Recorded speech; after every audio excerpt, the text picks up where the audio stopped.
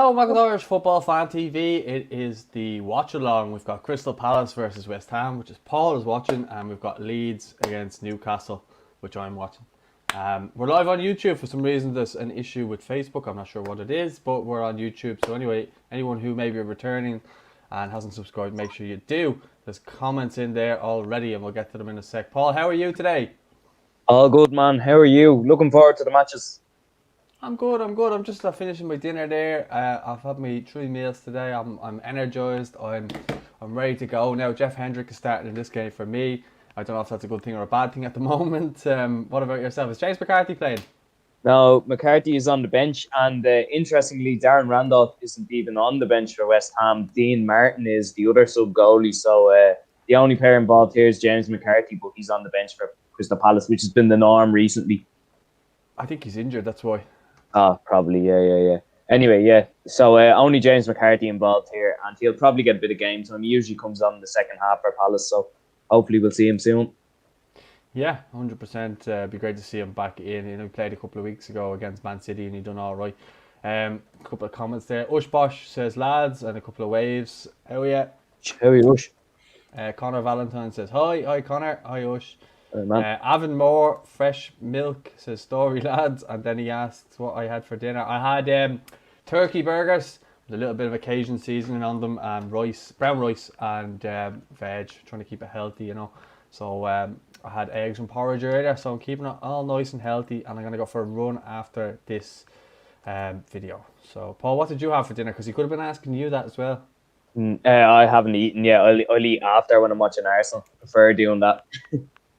I can't watch my team unless I've eaten. Like I have to have not an empty stomach basically. I can't do it. I can't do videos with an empty stomach either. I just have no energy. Like today I'm buzzing. I'm all over the place now. You know, buzzing with energy. So long may it last. Anyway, for the video. Anyway, so Connor says, what are the scores? What are we predicting for this game? I'm predicting a Leeds win. 2-1. I have the game up here, so don't think I'm just looking away for the sake. I have the game on up here above where my camera is. So I'm going to go for a 2-1 Leeds win, and I'm going to go for 2-0 West Ham win. Grand. I think Newcastle and Leeds 2-2. I think there'll be goals. I think both teams kind of have to go for goal, so because they've been struggling recently. So I think 2-2 there, and I think I'm going to go 2-1 to Palace here because Palace have a good record against West Ham. They won last year and they haven't lost to West Ham in the last 4 at home. So I'm going to go for that. Okay. I don't know what's going on here with the Facebook team. Just keeps coming up and annoying me. But anyway, Avon Moore Milk says, you got your wish, Paul. Not only did Charles Abraham change his profile picture, he changed his name as well. So you got rid of that profile picture. That was freaking me right out. And now he is Avonmore Milk. You did spell Avonmore wrong though, I think. I think it's A-V-O-N. But anyway, you won't get done for copyright. So. We've got a goal here already 3 minutes in. Wilfred Zaha has put Crystal Palace ahead outside of the box. He took a shot and it went past Fabianski. So 1-0 to Crystal Palace here. Well, you were slating his hair just before we were going on air there. So maybe it's a lucky omen. Yeah, sure. At least he has hair. I'm losing mine. So am I here to listen to some people, but people told me 5 years ago I was receding, my hair was receding. So I've hung on to it for quite a while now. If I can last until I'm 40 now, I've got 10 years, then I'll be happy enough. But yeah, same as yourself, I'm sure. Yeah. Hopefully. Yeah, I've actually got Zaha in fantasy football, as Connor says as well. So that's a good start for me. Finally, I've had a good start to a fantasy football, whatever they're called. They play every 3 days now, so it's very hard to keep track of. But I'm pretty sure I have Zaha in there.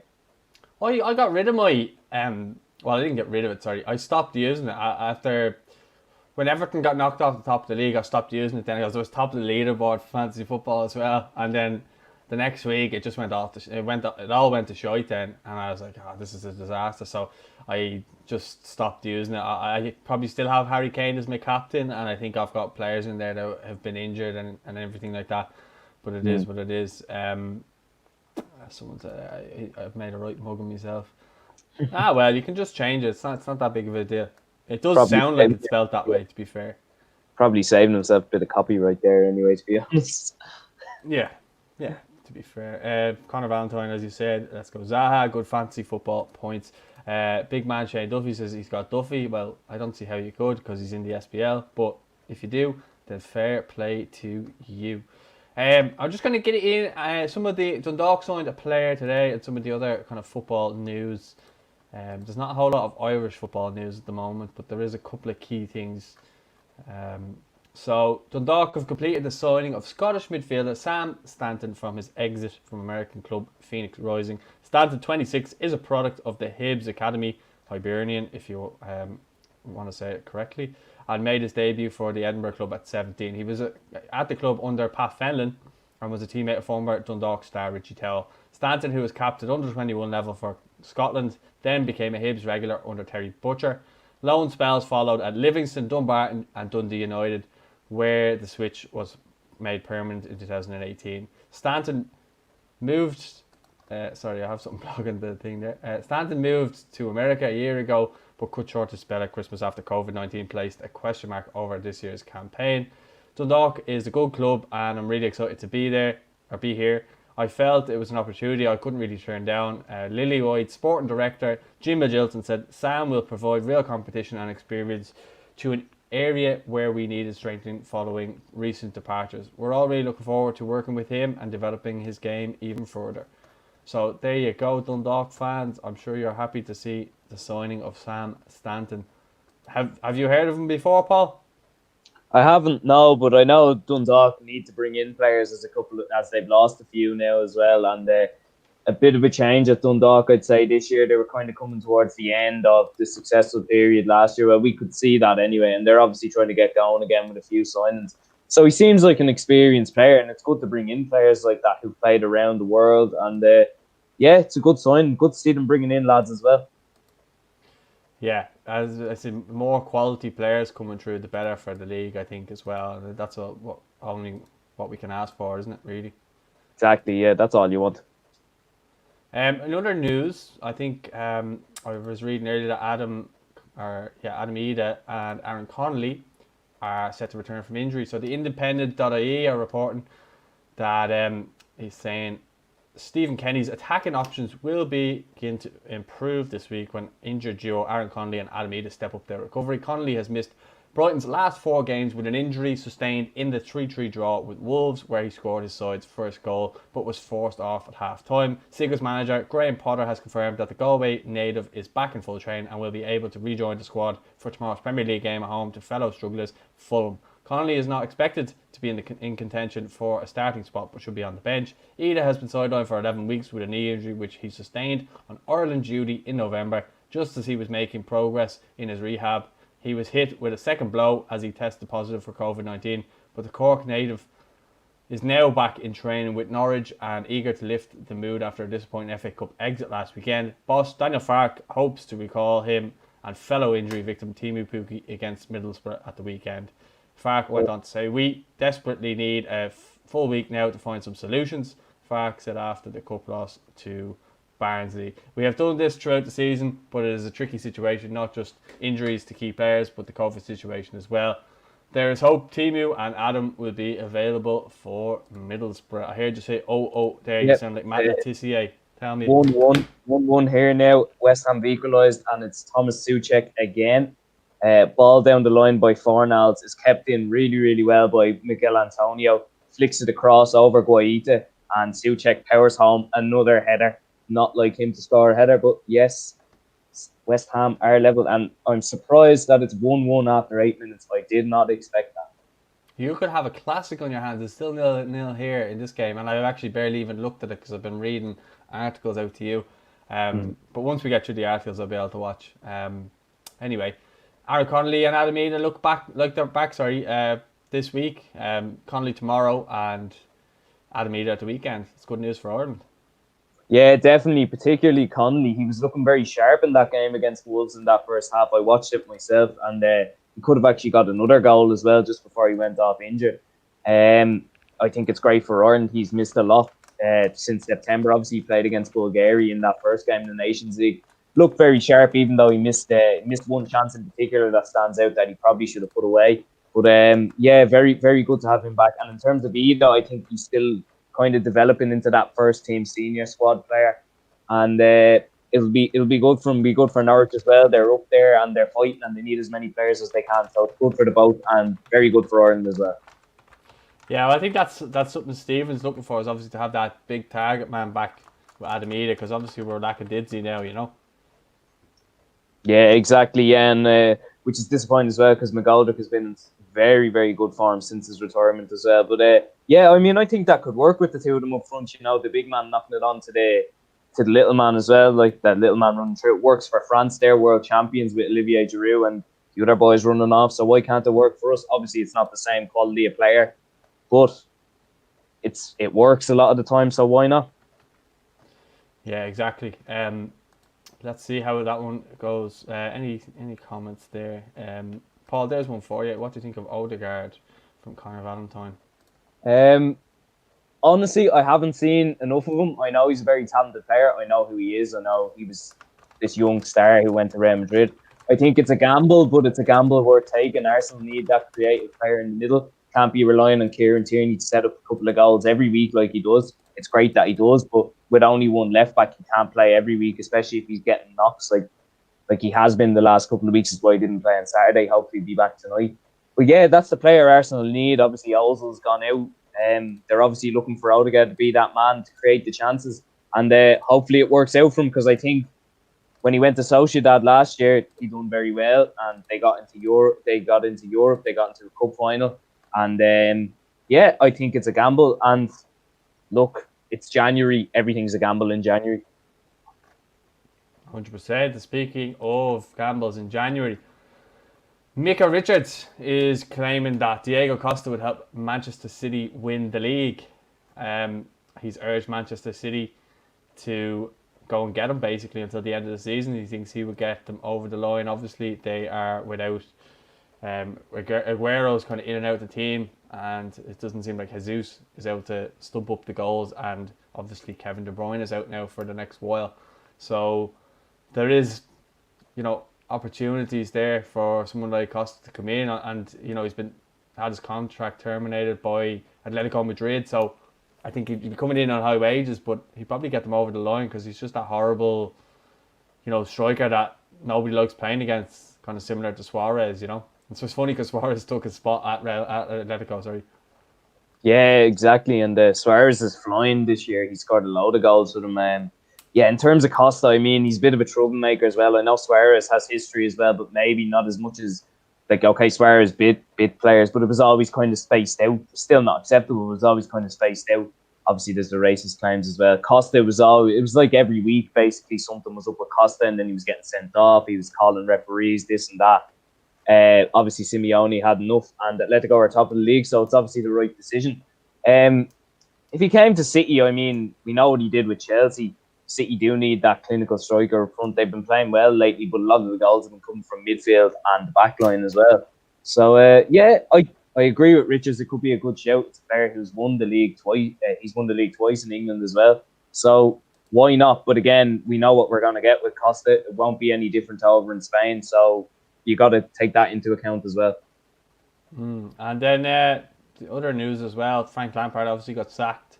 Thomas Tuchel is favourite. I'm not sure if he's been announced as the manager yet, but as far as I know, he's the favourite to take over. Do you think that would be a good move? He obviously was let go by PSG, replaced by Pochettino. It's funny because all these managers, the merry-go-round that happens with them all, because there's not that many top-class managers out there. You can only get sacked and get rid of so many before it comes back to haunt you. Look at Chelsea, they were forced to do it with Mourinho. They bring, go to Mourinho with their tail between their legs, getting him back that time.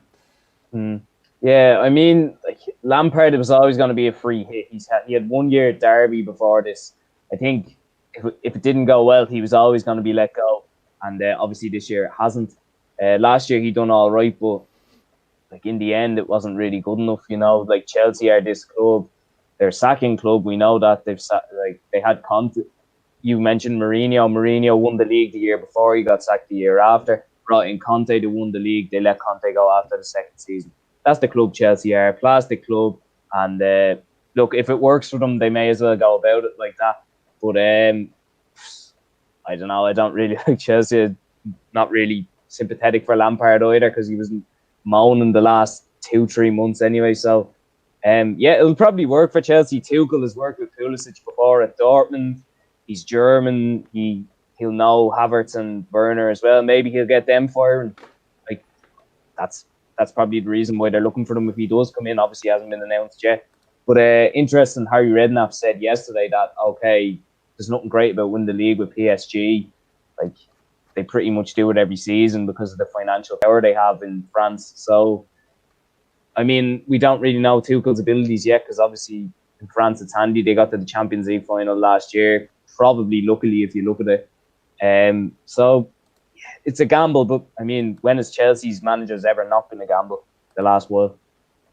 True. I was actually reading Carlo Ancelotti's book, Quiet Leadership, and he spoke about how when at his time at Chelsea, you know, they went on a unbeaten streak for a while and they lost one game in about, I think it might have been 14 games or 10 games or something like that.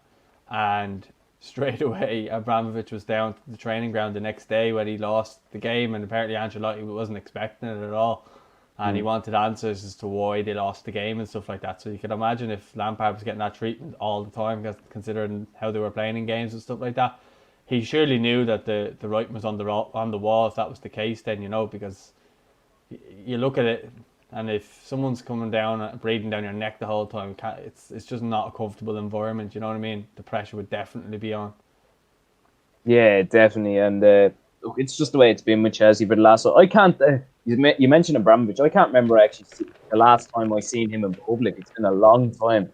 Like, even at one of the games, like, you rarely see him. Oh, I yeah, know you're right there, actually. Because of COVID. Yeah, like, I know with COVID, they're not going to be at the games. But even before that, I think the last time I seen him at a game was the last title they won under Mourinho. Honestly, that's the last one I can remember. And that was 6 years ago now, you know. Goal here, Rafinha for Leeds. 1-0. The Good bit of cracking play game. there. The counter attack, they whipped it out to the right hand side, and then in the box they cut it back to the edge of the box. A nice left footed strike there. I'm just trying to see who. Someone must have been at fault for the goal here. Steve Bruce, looks like pressure's mounting on him as well because they haven't been in a good run of form. So midfielder lost the ball there. I think it was Jamal Lewis. Is that his name? Yeah, left full, yeah. Yeah. Or is a midfielder. Just looks like him. Dilly-dallying on the ball at the centre circle, or the halfway line there, got intercepted. And who was it? I think Bamford was the one who ran with it, and then it came back to Rafinha 1-0. Sorry, you were saying? Yeah, I just, like you mentioned, Steve Bruce under pressure. I think ever since that Sheffield United game that they lost a couple of weeks ago that we done, I think, like, I mean, the writing is on the wall for Steve Bruce. It's only a matter of time. And I think if Leeds get the result tonight, that's it. And again, another club, Newcastle, very like Chelsea, just sack the manager whenever they can. They don't give the manager what they want. You know, like, that's the way, unfortunately. Yeah, I like Steve Bruce though. I will say I do like him, and I kind of feel sorry for him in a way that you know, as soon as he took over the job, he was under scrutiny straight away. It was a losing job anyway, so I think if he did get sacked, hopefully he gets a nice payoff from Mike Ashley, and yeah, it'd be nice to just see Mike Ashley losing out on some cash because of obviously what he's doing with Irish football at the moment with Sports Direct. So yeah, I just hate Mike Ashley, to be honest with you. Yeah. But hopefully they get a worse manager, and I don't want to say get relegated because they've got 2 Irish players in the team, but and I want to see them do well, and obviously they can't do well if the team is losing, but I just hope they struggle, put it that way. Yeah, they always do, and I mean, like, we've seen them get relegated twice in the last 10 years, pretty much. So yeah, like, I mean, it's no surprise that they're going to be going for a third one in the next couple of years as well. Yeah. I thought it was interesting with Steve Bruce called Rafa the mighty Rafa and stuff. He looks like he's cracking up. I love how they love Rafa, but the style of play was not really any different to what it is under Bruce. Like, you know, like, obviously Rafa would probably get more results because he'd be a bit smarter in some cases, but I mean, it's generally the same style of play all the time. And obviously, what I would have heard about Newcastle in the 90s was they had the flair players, they were entertaining all the time. That probably let them down in the end. But now it's just all constant defending because they're constantly under under attack from any game I see Newcastle. Like, they're just kind of waiting to be beaten a lot of the time, basically. Yeah. Just got to go through some of the comments there. I just think Newcastle are crap, to be honest. But they're surprising. Like, they turn up one week and then they've just gone missing for about another 10. Exactly. And that's just the story of them, I feel. Yeah. They're like, they kind of remind me of St. Pat's in a way, but like the English version.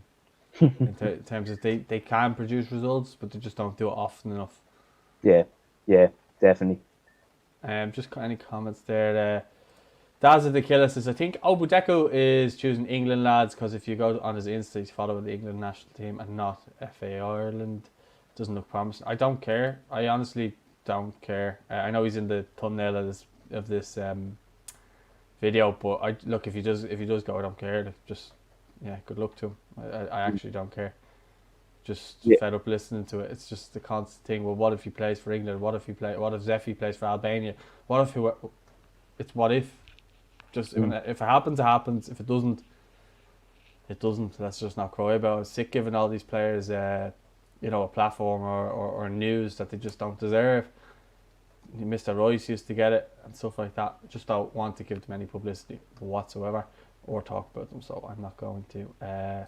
Avon Moore says Ibrahimovic, sorry, it's actually Abramovich.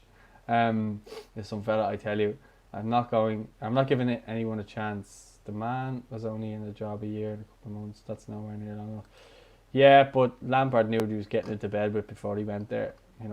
As that quote going around AVB at the moment of how he was kind of saying that, it kind of related back to himself. It's funny how football works like that. But anyway,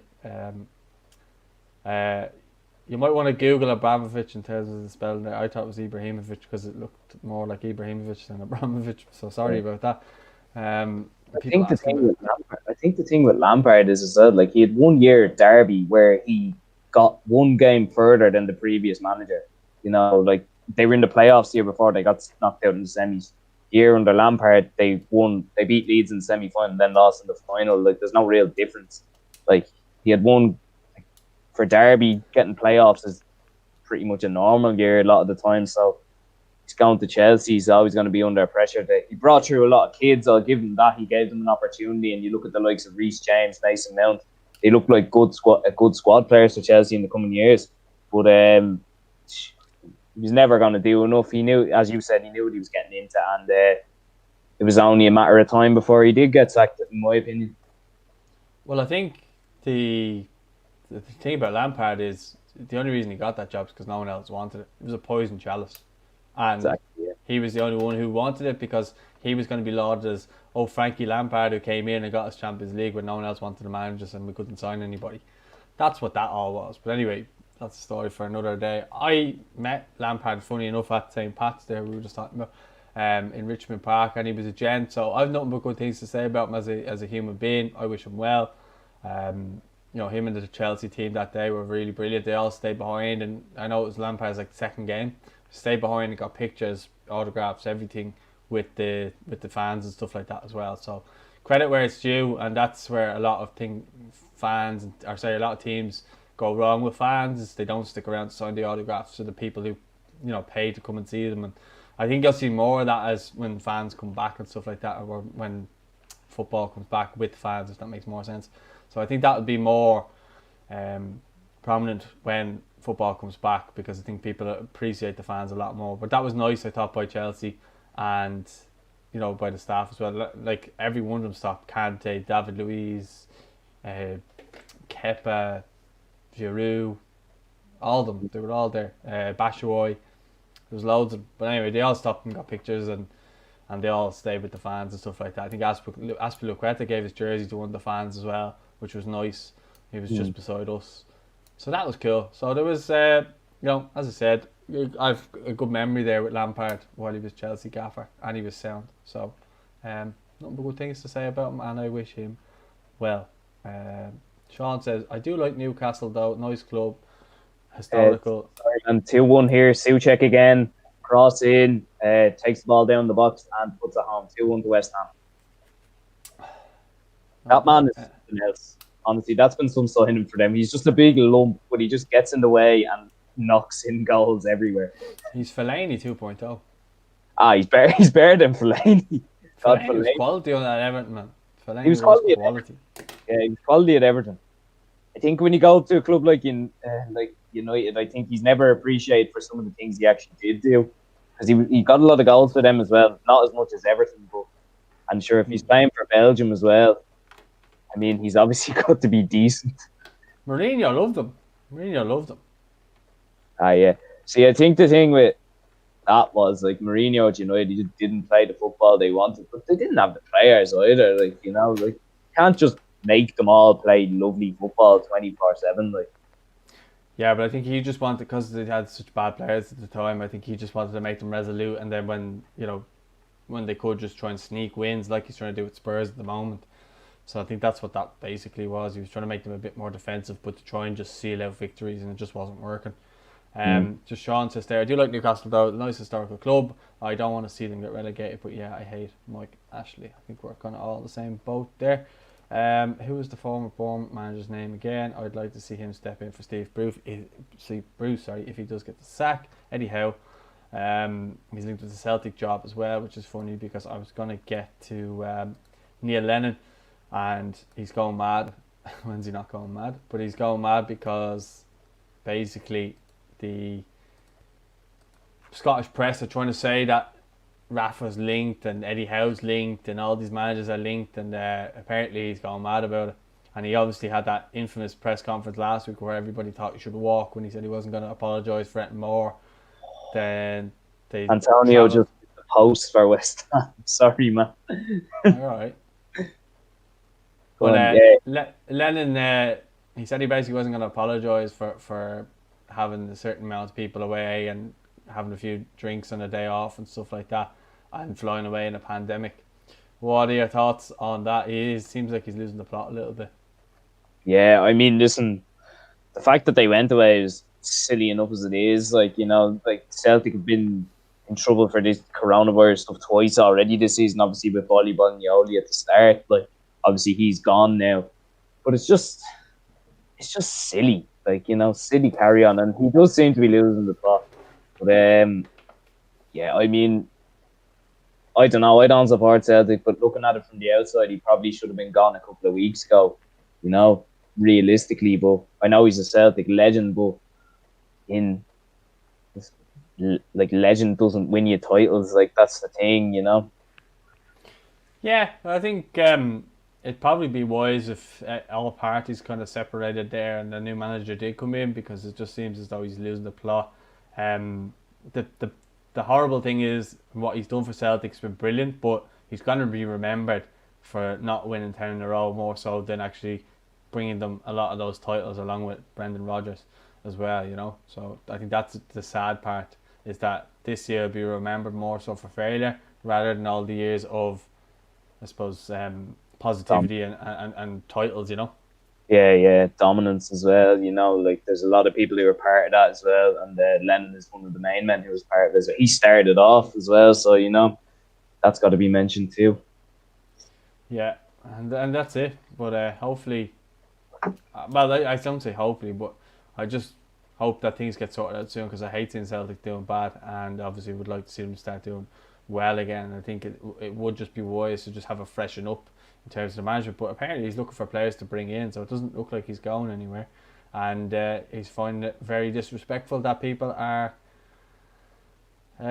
basically saying that he's going to be replaced. Colin McAteer has a question there. He says, opinions on Mick McCarthy to Cardiff, Paul, and what date do we start away against Serbia? I think Gary Spain said it was the 24th, so less than 2 months away now, because it's the 26th of January today.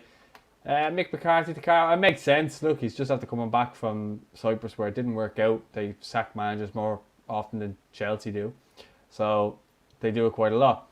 So I think, yeah, look, it was a bit disappointing for Jack Byrne, I would say, but for anyone else, I don't think it was a real horrible thing for Mick. I think he was just going to get on with it. I think he knew when he got in there that was going to be the case if they didn't start winning games. Also, he only had a couple of weeks and he started bringing in his own players, and then before he knew it, he was gone. So I think Cardiff, for him, to the end of the season, it makes sense. He came out himself and said, like, if they do win, if they do win the, or sorry, if he does well, then he'll deserve to keep his job with Cardiff, and if he doesn't, then he'll deserve to not be kept on. That's basically what he said, and I think that's fair. And that's the type of man Mick seems to be. He's very kind of straightforward and honest. So, yeah, that's my opinion. Paul, if you want to give your opinion, you can as well. Yeah, I mean, he's a proven manager at that level. Obviously, Cardiff they haven't done as well as they did last year. In the end, they ended up sneaking into the playoffs last year. I think they just want a bit of stability, which is what they need. They've been getting a few mad results the last while, and I think Mick McCarthy coming in will give them a bit of stability. Obviously, he mentioned it's only going to be a 6-month contract, depending on how he does. Hopefully it goes well. I think it will go well. I think Cardiff will get the results and they'll stay up no problem, because there is worse teams in that league than them.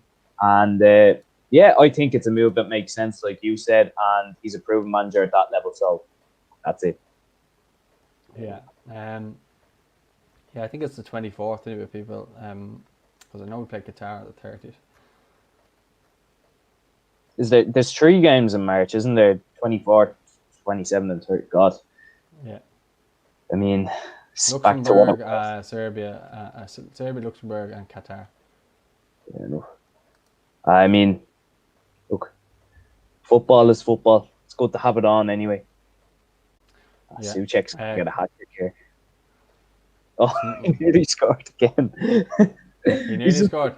Yeah, he's just like, well, look, it was a bad shot in the end, but Palace are just letting him stroll through the midfield there. He's come from just in the half, just in Palace's half, strolled up, no one tackling him, strolls up, gets a shot in the edge of the box. If he hits it better, it's going in.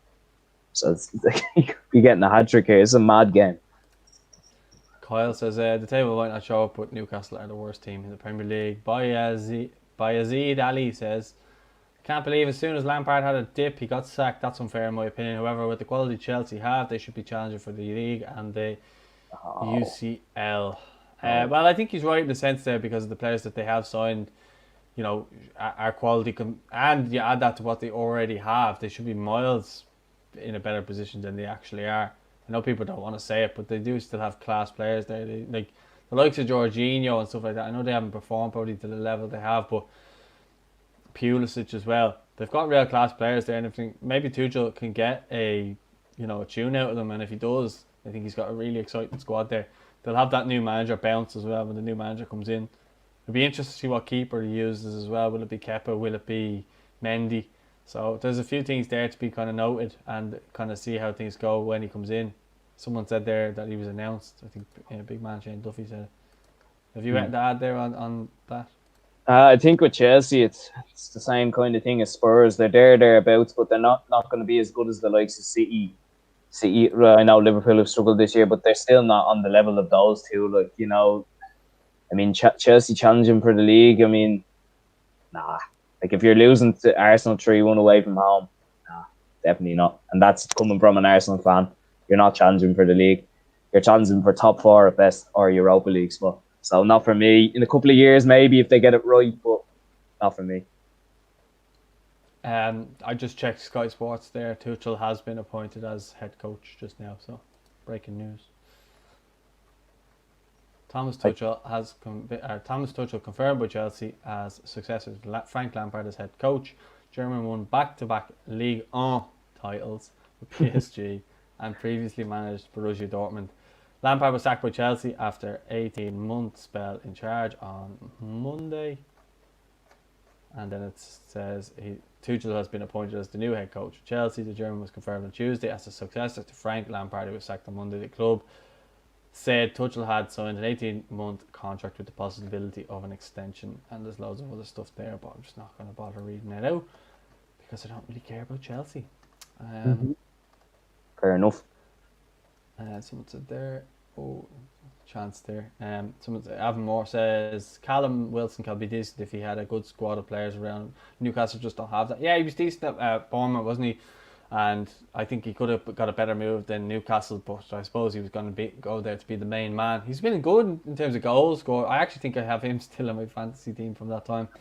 But I think he's good, but I think he could do more. I just don't think he's England international standard. Mind you, people were trying to get him into the Ireland squad a few years ago, but he isn't actually eligible. So there you go. Yeah, I mean, it's a good point to make, but again, there's a lot of players on that Newcastle team. You could say the same about Almiron, Saint-Maximin. Like, I know Saint-Maximin had coronavirus, but even before that, he was never like he'd do it in like every so often, same as Almiron. And I mean, they've Fair got weather player. yeah. I mean, it's, I don't know what to make of them. They just they haven't won a major trophy since the 1950s. I mean, that's the answer for me. So yeah, I don't know. Just as we say it there, with Cam Wilson's after breaking up the Leeds keeper, he's down injured at the moment. So there's a break in play here. 35 minutes played. Still 1-0 to Leeds. Like here's still 2-1 West Ham. Thomas Souček, the main man again. Zaha had put Palace ahead, but Souček 2 classic Souček goals puts West Ham 2-1. West Ham have been brilliant since the turn of the year as well. I think they've won all their games and they're winning this one as well. Playing Liverpool on Sunday, and the form difference between the two of them, you don't know about that. I know they've got to finish off tonight as well. Still a bit of time to go, but I'm sure Liverpool fans aren't looking forward to that as well. Yeah. Well, we'll wait and see how that one goes. Anyway, let's see if there's any other news.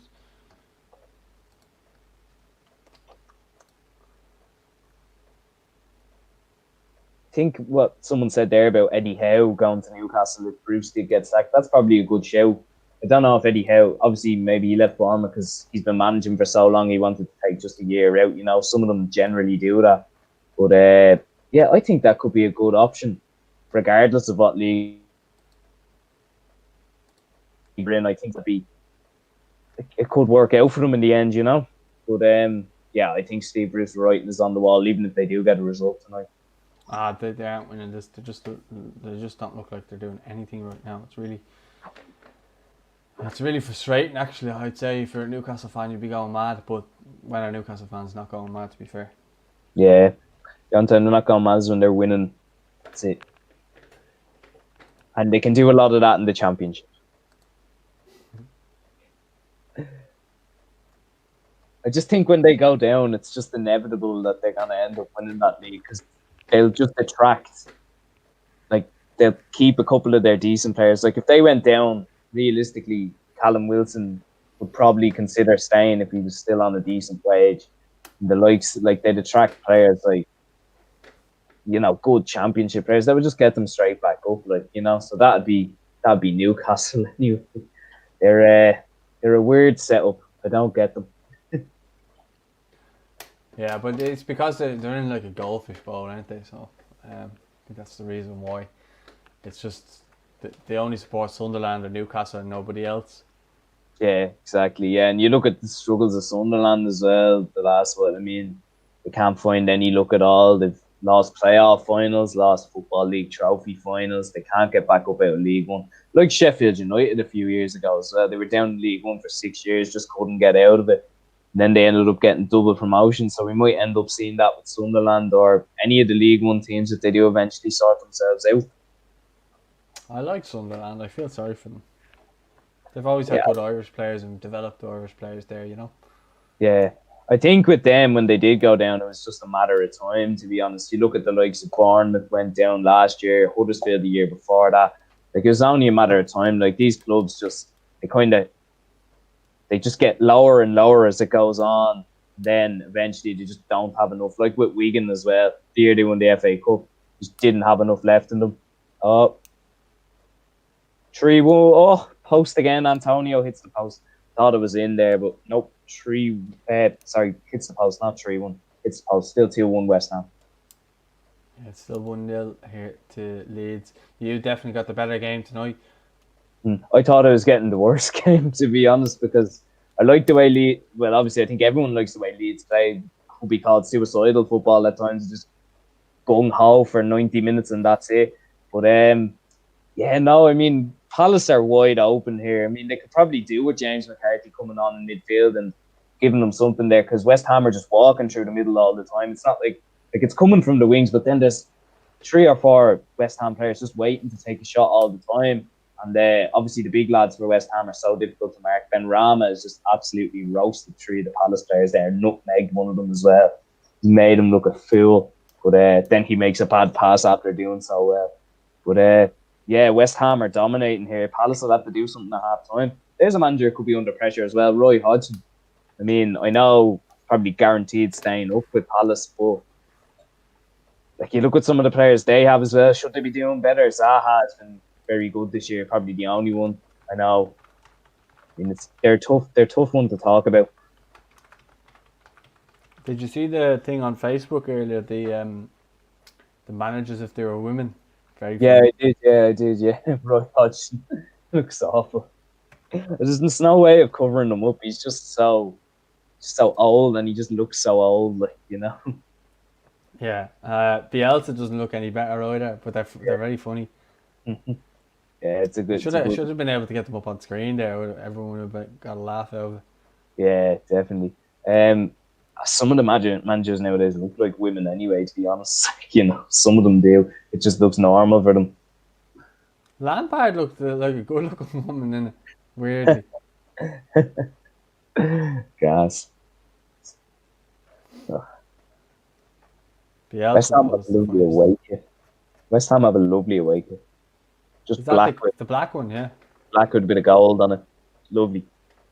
You can't beat it. Lads, we just get the same questions every night. Thoughts on Kevin Zeffy? Thoughts on Shane Long? Come on, think outside the box. Ask us something new.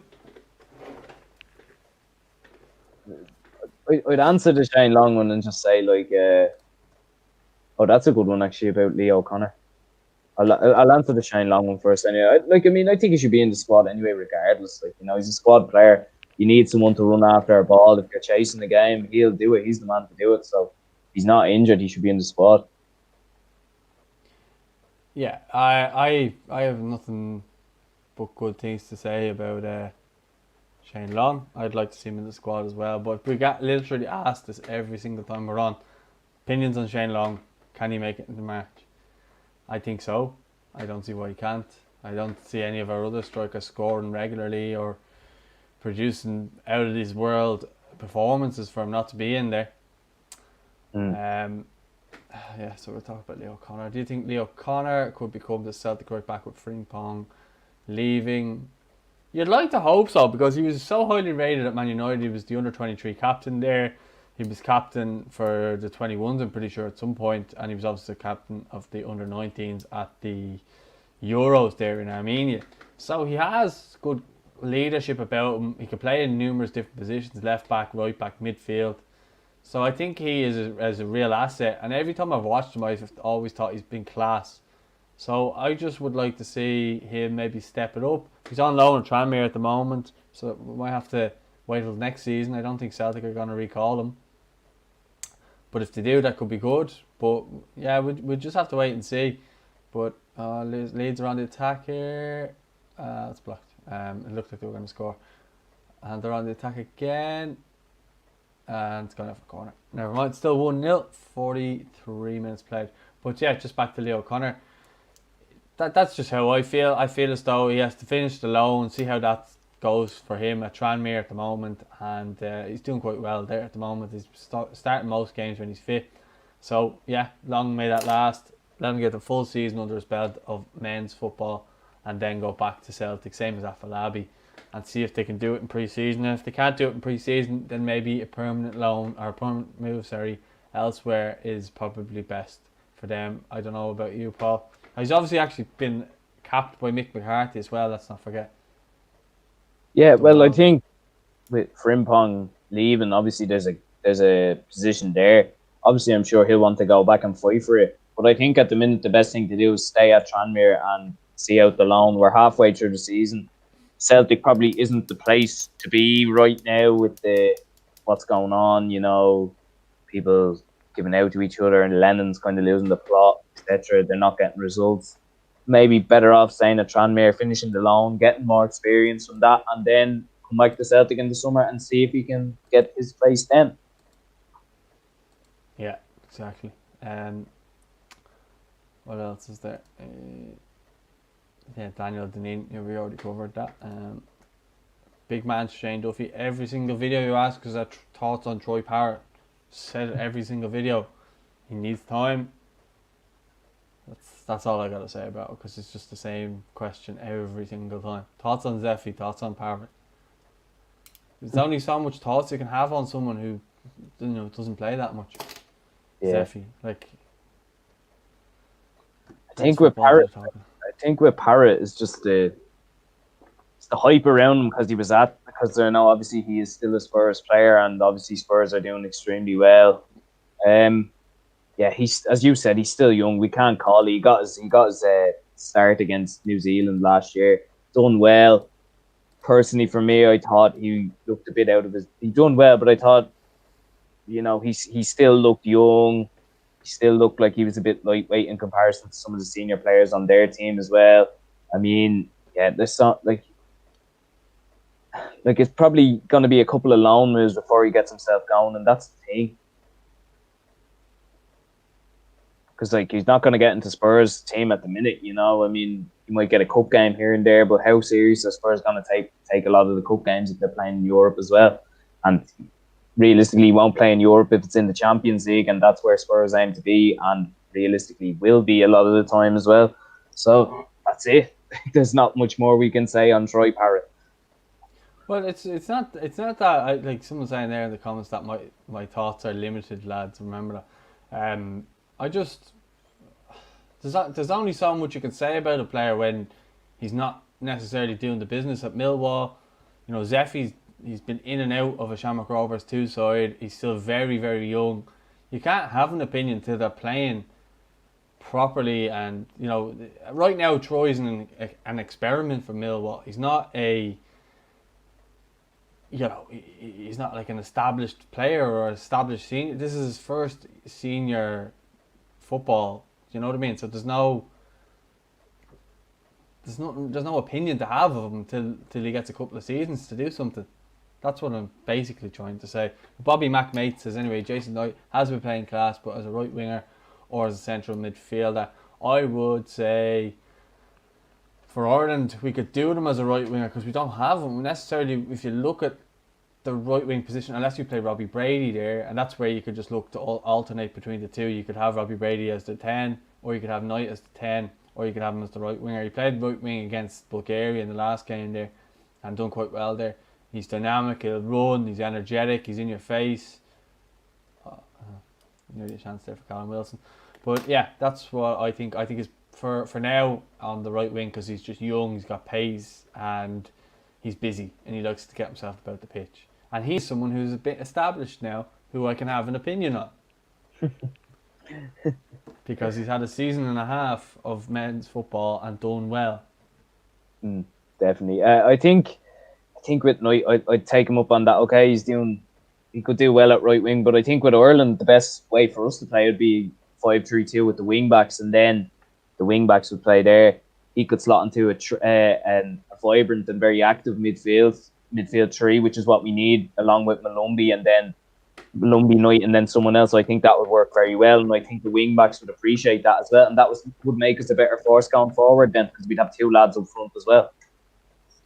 Yeah, no, I've said that as well, that I would like to see that. So if that happened, that would be great, and I would definitely say put him in the middle if that was the case. Michael Doyle says, could Ryan Johansen declare for Ireland now under the new international rules brought in a few months ago? Would he leave Sweden if he gets the chance? Simple answer, no.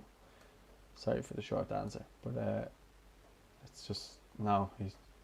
The FIFA basically messed him around and told me he couldn't play for Ireland, even though he declared to play for Ireland. And then Luxembourg ratted him out basically and told FIFA that he played for Luxembourg in a European game when he didn't have a passport for Ireland at a underage Euros. I don't know, they make it up as they go along really, and because of that he wasn't able to play for Ireland. And he had a Swedish passport through his father, who is Swedish, and his mother was she was born in England but brought up in Ireland, so that's how he had the citizenship but he didn't have the passport for Ireland, so that's where that problem kind of came. Then after that, he tried to get the Irish passport, and I think he did get it, and then that's when FIFA stepped in and Luxembourg stepped in. So now he's basically told Luxembourg he's not playing for them, plays for Sweden. His agent's Swedish, so he's not going to be moving anyway. And I don't blame him. He's been messed around so much that he might as well just try and focus on his club career, which he's trying to do at Sevilla now. And yeah, so he's just trying to get on with life, which you can hardly blame the fella. He wants to play for Ireland. It's not his fault. So leave him be. And I wish him well. I'm going to follow his career now and hope he does well and hope he plays at the highest level possible. Unfortunately, it won't be with Ireland. Avamos, I'd say Knight as the 10 and Brady on the right, maybe Connolly on the left and Robinson as the 9 if it was a 4-3-3 formation. Most likely not though. Well, it is a 4-3-3 formation under Stephen Kenny a lot more than anything else, but that would make sense and that's what I would go for as well. You know, I would actually, if you're playing Robbie Brady, I would have Seamus Coleman on the same wing as him. So you have Seamus making those overlapping runs or the dummy runs that he makes for Everton for James Rodriguez.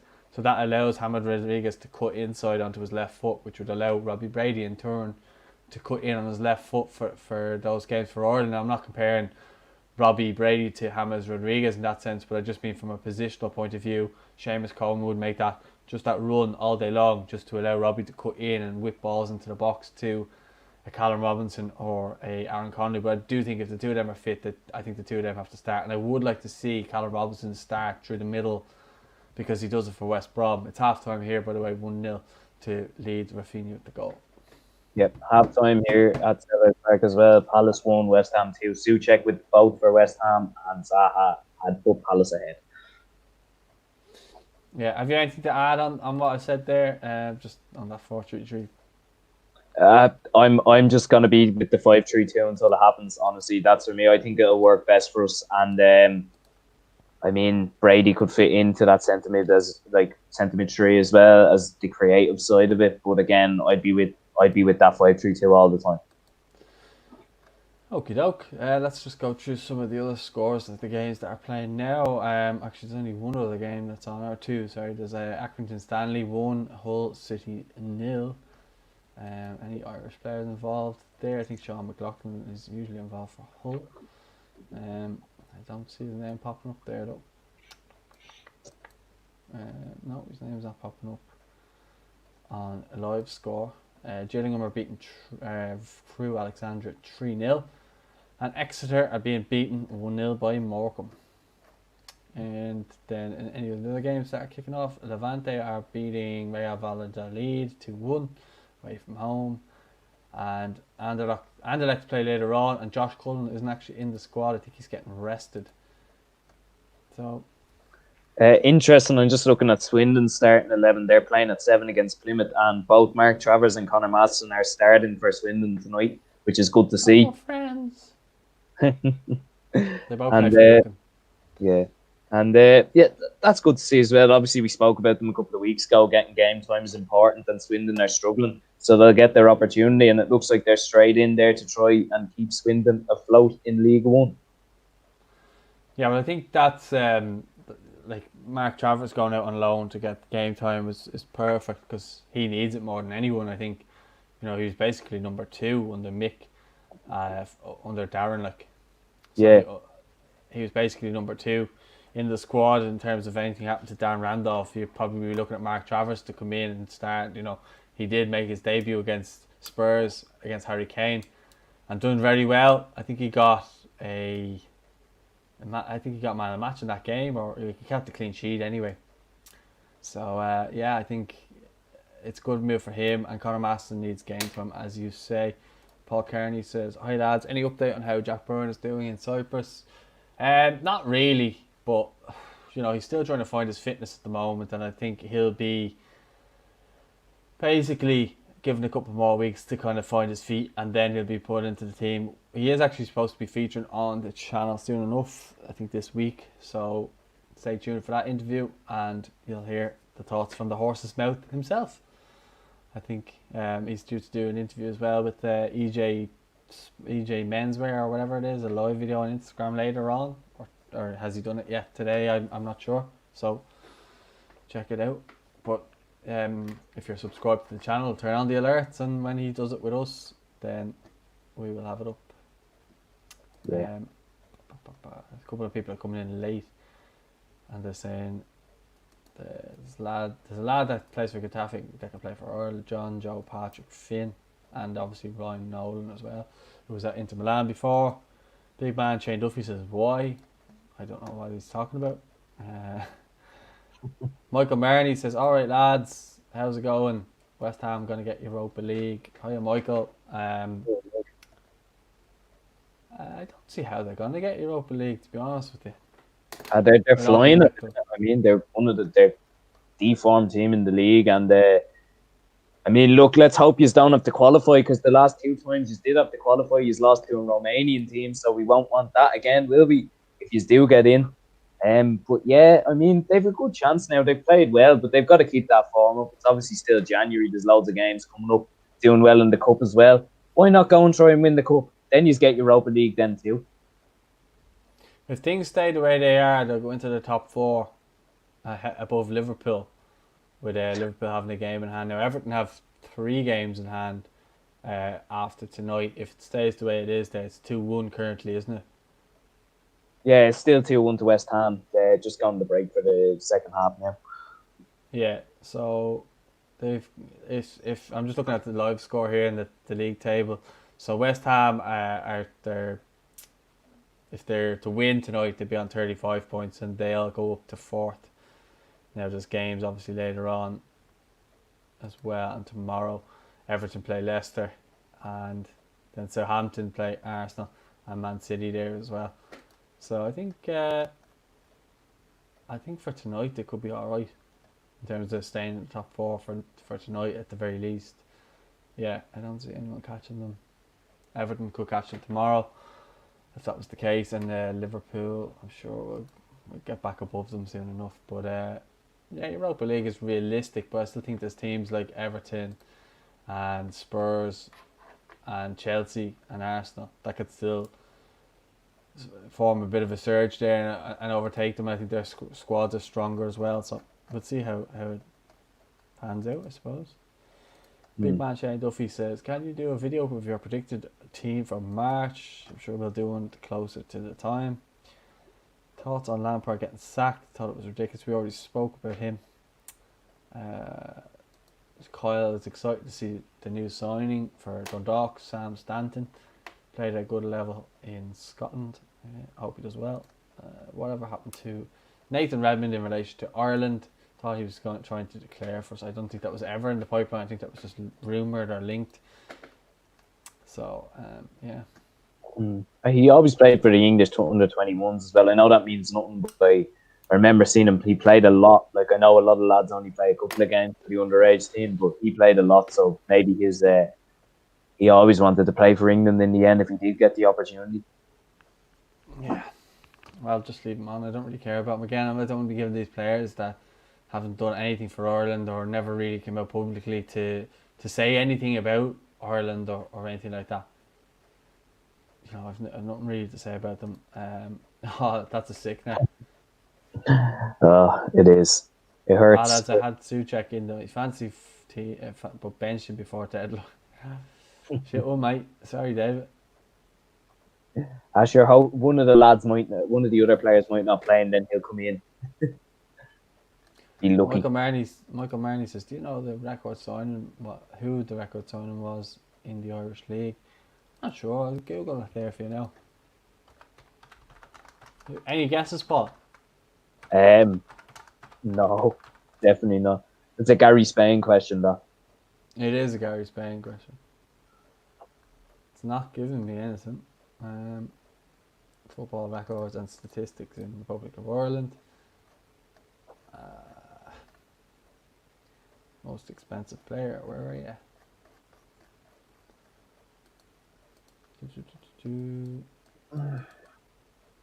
Most expensive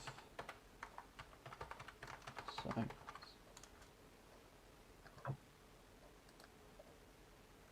I just go on to this question. What league do you mean? Do you mean the League of Ireland or Premier League. And then I go back to your question.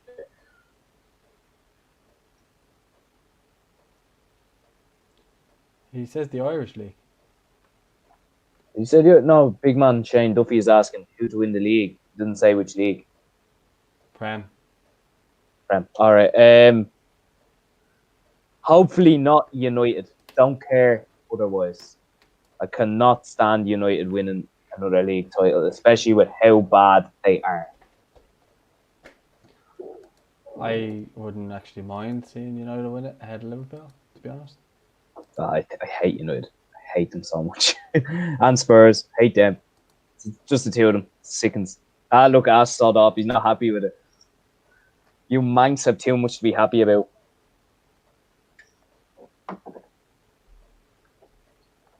Yeah. Same questions coming in again. Opinions on an All-Ireland League. We just spoke about it before. I think we've done a video on it as well. Everton to Pippet, Sean says. Now, see, Sean, I seen you on Toffee TV the other night saying that Seamus Coleman was the best player in the world and all. You need to calm down. He's a good player, but he's not the best player in the world. I even seen Ped giving you a shout out saying that you need to calm down, that he's not the best player in the world. It's quite funny actually when I saw it. And I was like, I recognised Sean O'Donovan from our comments. I recognised the name and the S, obviously, for his profile picture. I was like, he's always in our videos. But there you go. So I did see it. I did see you getting a shout out on, I think it was Ped's instant match reaction after the Sheffield Wednesday game. And you were saying that Seamus Coleman was basically the best thing since sliced bread. And he says he was only winding Ped up. But yeah, no, it seems easy to wind Ped up anyway, doesn't it? Coffee TV, what a channel. Class. Better than AFTV. Don't mind AFT. You're better off watching Claude and the Bances. At least they have an opinion. And when they do shout, it's meaningful. It's not for something stupid as a throw-in. AFTV has lost the plot altogether, in my opinion. I can't remember the last time I watched it. Probably when Claude was on it.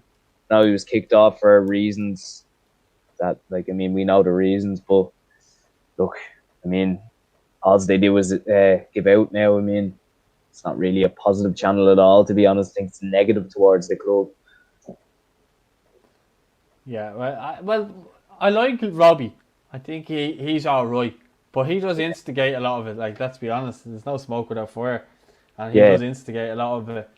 But some of this stuff, it looks like it's staged almost, because... Gary Spain's in the comments there. I'll read out the comment in a sec.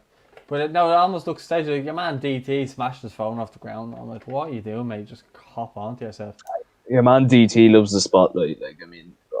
They're better off. If they're gonna get rid of Claude, get rid of all of them and get new lads in with different opinions. There you go. There's your League of Ireland questions. The Gary Spain's on the ball.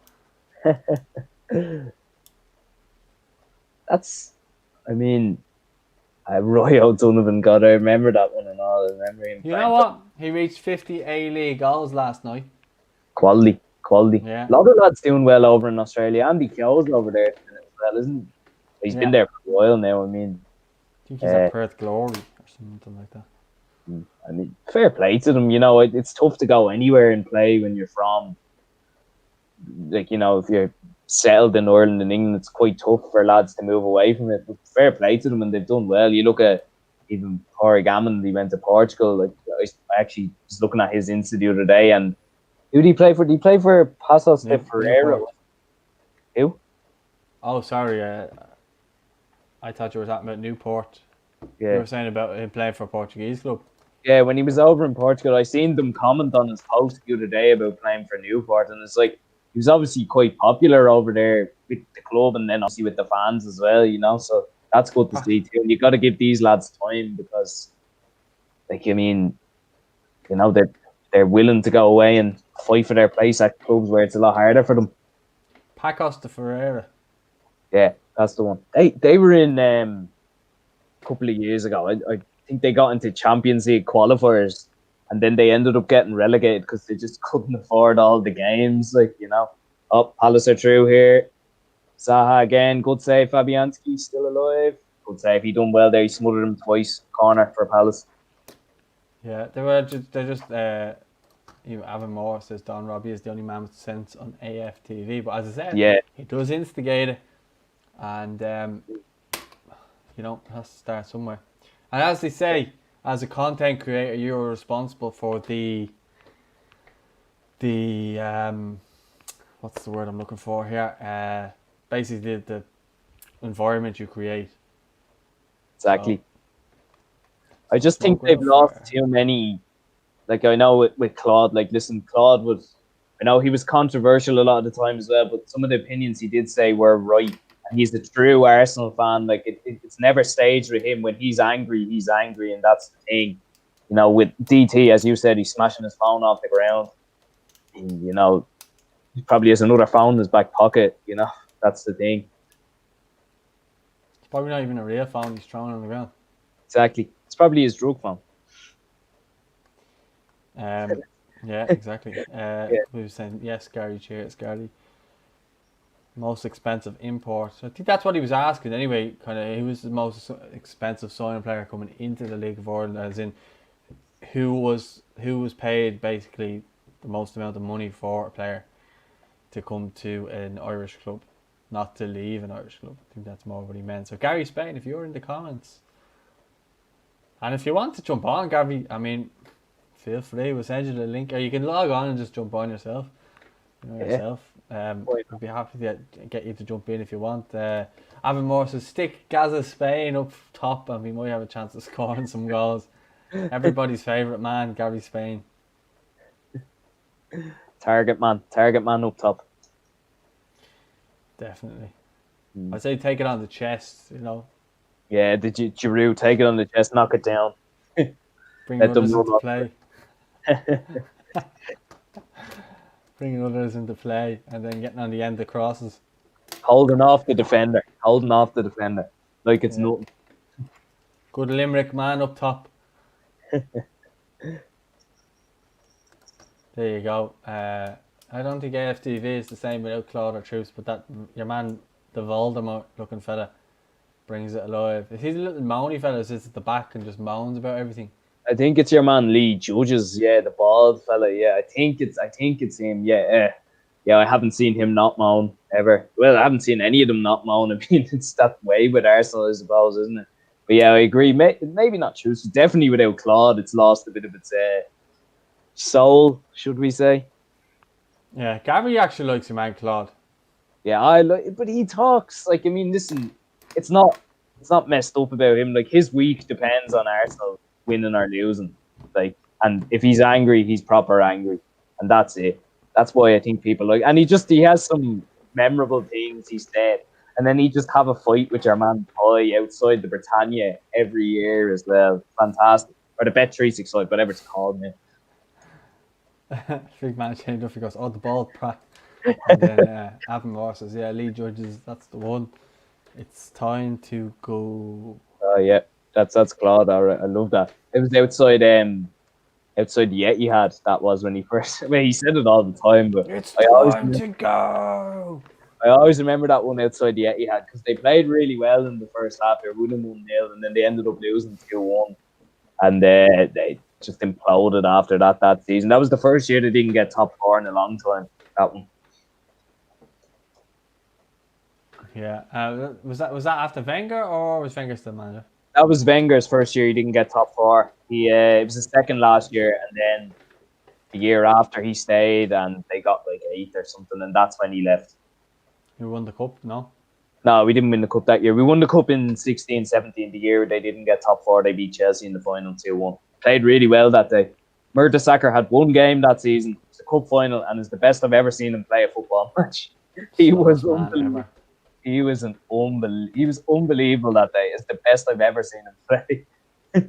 What was the story with him being the slowest player ever when he did play? Just like everything for him was, if he didn't win the ball the first time, he was gone. That was it. Like, I remember one time they put Costa through against him at the Emirates, and he just took him down because he couldn't.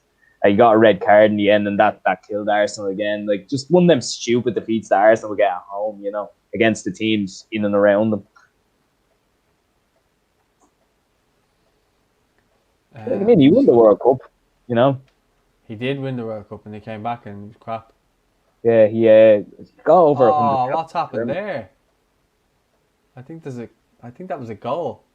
I think For Newcastle or for Leeds?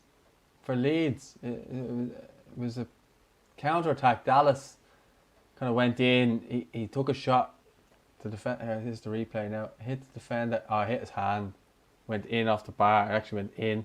Came back out. Hit it off his arm though. So basically, what happened was, like the first goal, he was kind of running in the edge of the box. It was cut back, and he went to hit the ball, and then it comes off the keeper. It comes off the defender. Ricochets back off Dallas. Hits his hand in off the crossbar. Then, but the ref's giving a free out, so it doesn't matter. All that for nothing. Palace have upped it now in this first 7 minutes of the second half. They looked a better team. West Ham kind of sat in, but Palace are going at them, and they look a bit more solid in midfield as well. They're not getting caught out like they were in the first half yet. Yeah, the classic when Troops called his mum mad after she said Wenger. She was Wenger in. Oh God. I mean, I was Wenger in up until the last year, to be honest, and I think we're kind of eating like for change, and I'm kind of I mean, this and still probably would be better under him realistically if you look at it, you know. I don't know. It was never going to last. The pressure was just going to keep mounting and mounting and mounting. Yeah, so true. There's not a whole lot you can do in regards to that, you know. Yeah, exactly. Let's see. Is there any more comments? Oh, here we go. Not sure regarding incoming transfers. Cannot think of big money ones. Gary Spain at the back post. Nodding it in. He's teed it up on a plate now for someone to just knock it in and give us the answer. So, exactly. If you've got the answer, Gary's after putting it across the box like Niall Quinn for Robbie Keane, and we need someone to be the Robbie Keane. I put it away. Just need one of the midfielders to come in and not believe they banged in a goal for Ireland or something like that as well. Robbie Keane wasn't there, someone else following up. Yeah, yes, Gaza getting the noggin on it. Duffy who? Alan Roach says, did you see Burnley had a £5 million bid rejected for Nathan Collins? No, I didn't see that. Where is it being reported? If it's been reported, I'll go check it out. Interesting one, him maybe going to Arsenal. I think it'd be a shrewd move from Arsenal, probably the shrewdest one they've had in a while. Good young player like that, and be good to see an Irish player at Arsenal again as well. But Arsenal are shy. True. They're not that much better than Burnley, so that'll be the problem going to Burnley instead. Oh, I'm just seeing here, yeah, Stoke Loud and Proud on Twitter says Burnley bid $4.5 million for Collins from the Mirror. Sources close to Stoke say they are hearing nothing but laughter. They did, yeah. Sky Sports say that Stoke have rejected a bid of just under $5 million from Burnley for 19-year-old defender Nathan Collins. And then Pete Smith, who's a reporter for Stoke on Trent Live, he says Stoke have got a real gem on their hands in Nathan Collins. If financial fair play means everyone has a price tag, he still should be recognised. I don't know why he's saying his still. I think he's meant to say he still should be recognised that he's one of the best defenders at his age in the country. So that's good to hear. Those types of things. They obviously report for Stoke as uniquely. That's who they're kind of assigned to report on. So he's obviously seen a lot more of Nathan Collins than say me or you, especially in live games and stuff like that. I think he had a blue tick as well. Pete Smith, 1983 on Twitter. Give him a follow. Seems like he knows his stuff.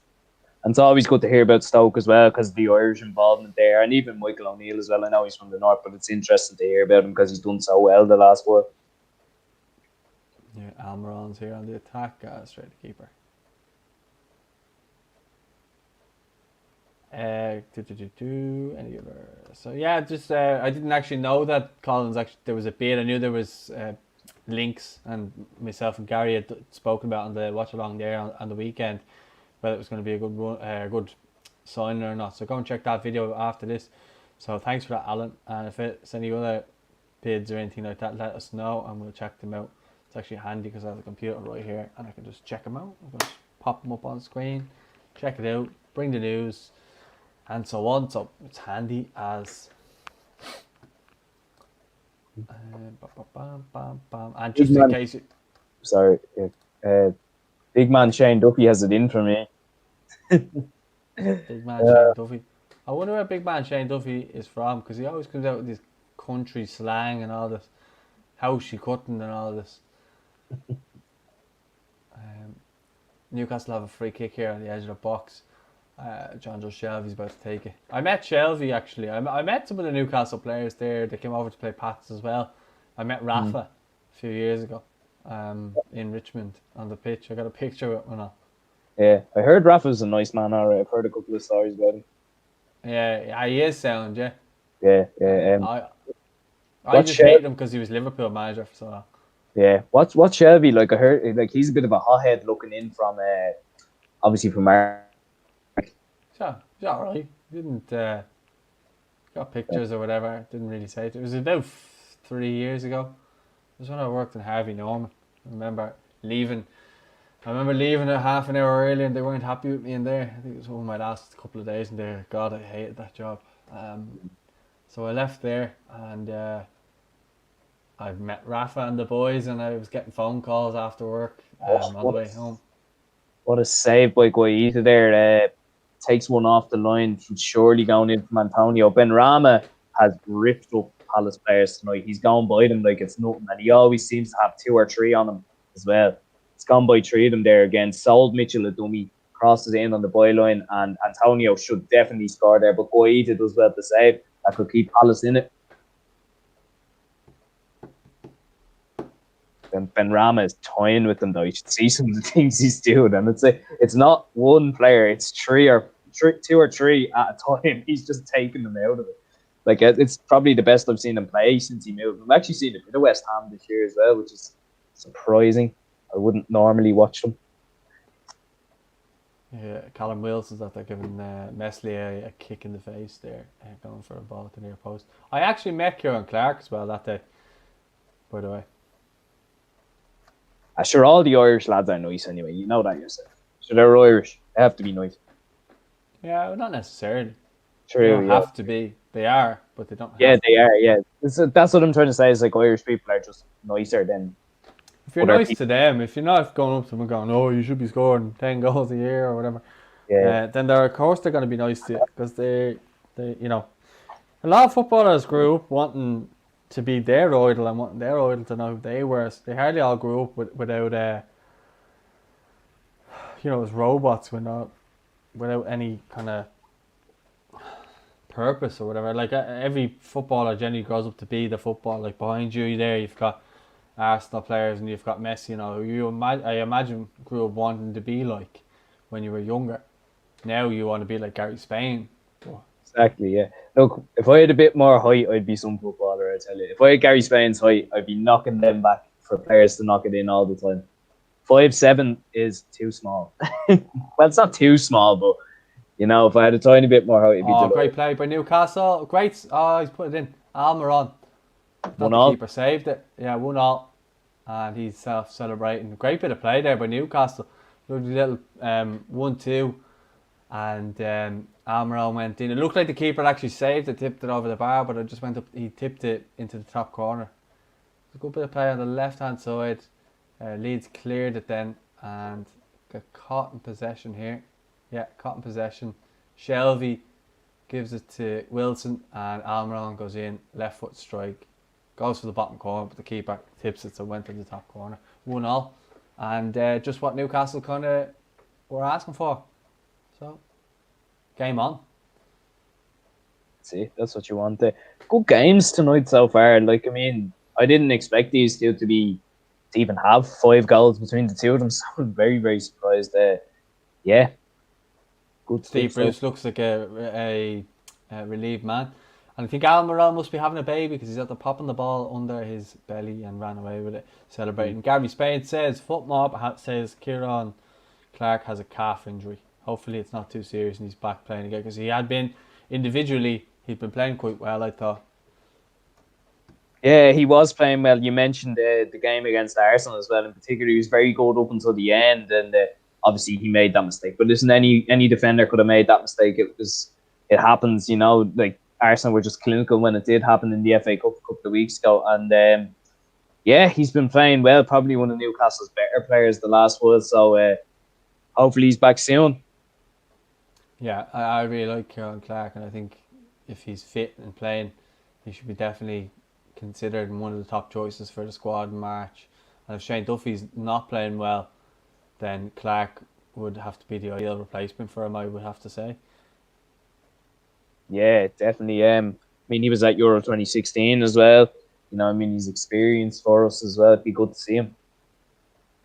Avon Moore says, I'd like to see John Joe Shelby and Lee just have a conversation with each other. Yeah, well, something has to be said. I've never seen the two of them in the same room. Yeah, true. Or the same place at the same time. So there you go. Yes, it will be an interesting one, all right. You wouldn't know where to be looking. I think you're seeing David Walsh's great goal. I was talking about Almiron's goal. It was a good goal. Robinson started up top for West Brom in an attacking lineup, starting O'Shea again. Yeah, that was actually the game, because I got confused there. I thought we were doing the later games, but that's what I thought I was going to get to watch West Brom. I'll probably watch that myself, and then I'm going to go for a nice little 5k. I hope the roads aren't icy. I haven't been out today. I've been just stuck in the house doing work all day. I went for a run myself earlier. It's not too bad out there now. It's all right. Yeah, even if it's just wet, I don't mind. It's just I can't be icy. I don't want to go on my neck. Exactly. It just do more damage. Exactly. You never get a decent run in the ice as well. Like, you might get a bit of patch that's not icy, and then it's just mad icy again, and you're constantly trying to run on grass, etc. It's not the same. Like bobbly grass, like the grass on the side of the road, like that. Yeah, but you're obviously going to the danger to slow down then, because you're afraid in case that you do go full pelt, you go. Exactly. Which nearly happened to me actually driving in Canada. I nearly got killed basically. On the ice over there one day. It was not good on the motorway. But we'll save that story for another day. It doesn't need to be aired on this channel. But it was scary. I think Leeds are in here now anyway. Oh, goal! Is he onside though? I think so, yes. Trying to see. Long-haired fella. I think it's your man. His name's not escaping me. Hang on now, I'll tell you. Who's the lad who came from the MLS again? Harrison. That was him. Jack Harrison. So the ball gets put over to him on the left. He is onside. Lascelles is playing him onside, I think. 3-1. And it is Craig Dawson. 3-1 West Ham. Sorry, you keep going. Oh, you're all good. It was a great finish considering the angle he was at. He just made it look really easy. Rafinha with the assist. He just takes it on his left foot. He's at a real awkward angle, and he just kind of curves the outside of his foot up over Darlow. Great finish. Really nice finish. So Leeds are winning 2-1. Steve Bruce, hands over his head, and on his face he looks upset again, unfortunately for him. David says another great goal. He's obviously watching the Newcastle game as well. Well, actually, don't know, because who just scored for West Ham?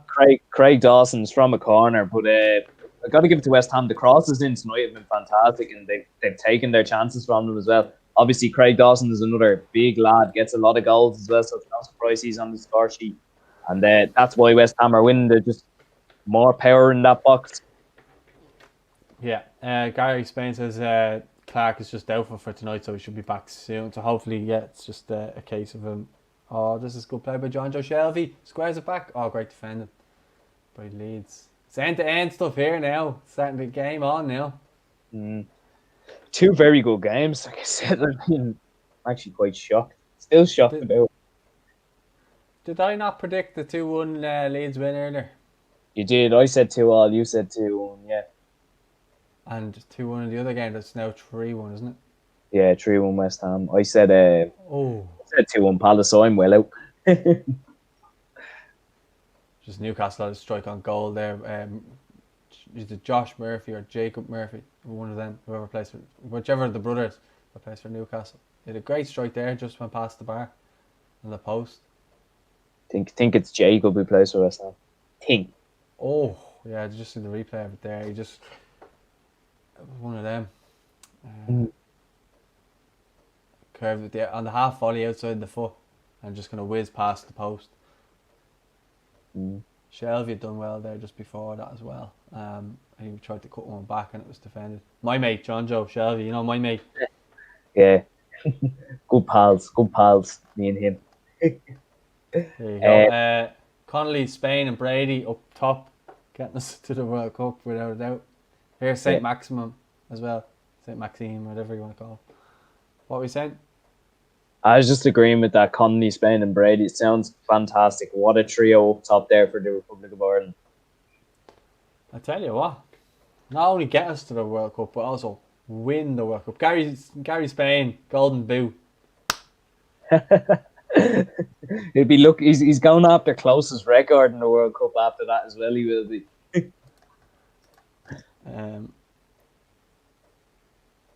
I wonder when he's going to start. He does take like 10 minutes to make a comment. You're sitting there going, "What am I going to say next?" Alan Roach says McGeady versus Stephen Ward this evening feels like a blast from the past. Yeah, hopefully McGeady skins him alive. I don't even know why I'm saying that. I actually have no ill feelings towards Stephen Ward whatsoever. I just want to see McGeady do well. Yeah. Good save. I think Stephen Ward always filled in. Obviously, there's that game against Denmark where he was really poor. But there was a lot of times where he was really good for Ireland as well. We have to remember that too. He gets absolute stick. Yeah, I mean, game only. Yeah. Gary's back in the comments.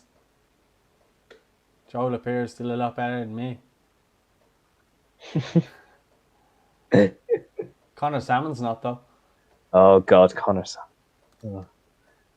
Yeah. We had some serious strikers out of Gary Doherty. I know he played centre back as well. I remember seeing Connor Salmon playing for UCD, and like even that, like listen, he made a good career for himself. You can't deny that, but like he definitely was an international level, and that has to be said. Newcastle on the break here. Shoot!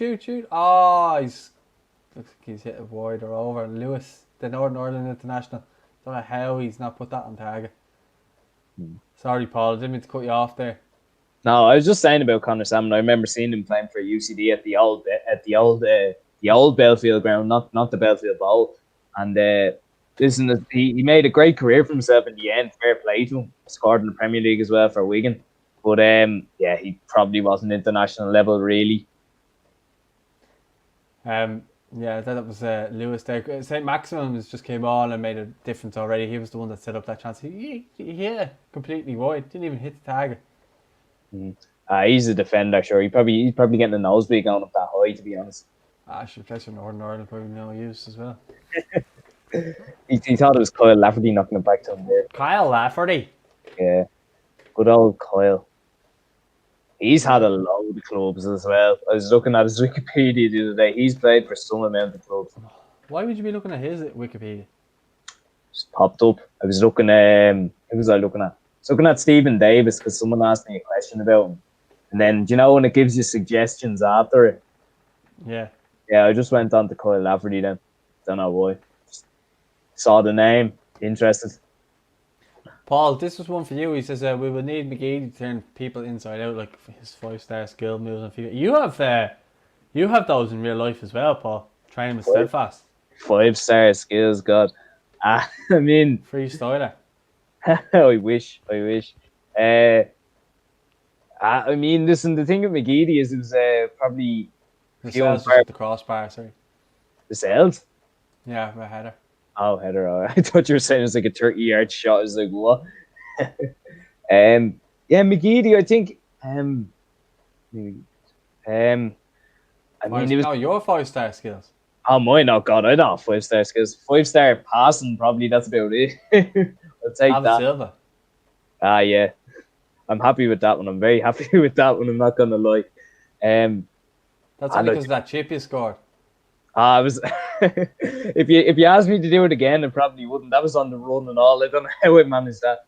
It was a nice finish. Up in Marley Park. Yeah, at Marley Park, Um, yeah, the bog. Hey, St. Maxime is ripping her up here for Newcastle. He's got to win the foul in a great position here for John Joe Shelby, I would say. Will take it. Um, he got fouled by what's his name, Calvin Phillips. I think with Stupid hair. just thinking about McGeady there. Yeah, he's such a talented player, so skillful, but probably just few and far between for everyone he played for, not just Ireland. Obviously, he had his moments, but it's just too few and far between. And obviously, that Georgia game was fantastic as well. Probably the last time and the only time we've beaten Georgia over there since God knows when. But yeah, well capable, just probably not enough from him. But it's tough at international level. Very, very tough. He's frustrating, all right. It's actually Fabian Schär's shaping up to take this free kick. He's taken away and he hits the wall. Brutal free kick. Shelby just stepped away. Didn't look too happy about it. I think Schär wears the underpants in that relationship. I don't think that's ever a good sign. Like I remember David Luiz to step over a free kick for Arsenal sometimes. And listen, he scored a couple in his time, including one in the World Cup as well. But yeah, it's never really good when you're centre half shaping up to take a free kick. Yeah. What about the referees though? Evan Moore-Fresh Milk says that you should replace the other Paul Tierney, the referee. I actually totally agree with that. And Yeah. ever since I've realised that Paul Tierney was a referee in the Premier League, I've always been giving you a stick. Yeah, I mean, I it's not just yourself. I get it all the time off my own mates as well, lads in work. I just get it. Oh, Paul, you're ref in this game. Give us a few decisions. Yeah, sure. That fella couldn't give any decision without looking at VAR anyway. So I've got our referee Paul Tierney here. I don't think I could referee. I coached myself, and after having several run-ins with referees, I don't think I could do it myself. And playing as well. Some of the things they do, I mean, I don't think I'd be able to hack it. I'd lose the cool as a ref, and that's one thing they can't do, unfortunately. Have you ever refed a game? Like a proper, have you ever actually refed a game? It's a nightmare. I hate it. Like and I tell you a funny story, you'll laugh. When I was coaching over in Canada, over in 2016 was the summer I was there, and they asked me to see when you're Irish or you're English and you're over in Canada or America, like they think that you're like professional footballers. You think just because your accent, the kids will listen to you more. All this stuff, they treat you like you're a celebrity. But we were over at a game, and there was this tournament in this local town. It'd be like Ballantyre, right? But there's a small town. There's no one else really near it, and it's all one place. And it's called Revelstoke. And all these other teams were travelling from all over Canada, coming to this small little place to play a football tournament. They were all from, I'd say, 11 to 17. And basically had to ref a girls' game, and they were all about 13 or 14. I swear I've never seen so much bitchiness. They were horrible to me. They were giving me stick, and I was standing there like I have a fairly good knowledge of football like yourself, like and the rules and stuff like that, and they were giving me absolute stick, and flying at the challenges and giving each other loads of stick and stuff like that. I was just like, oh my god, this is I hate it how the referees do it.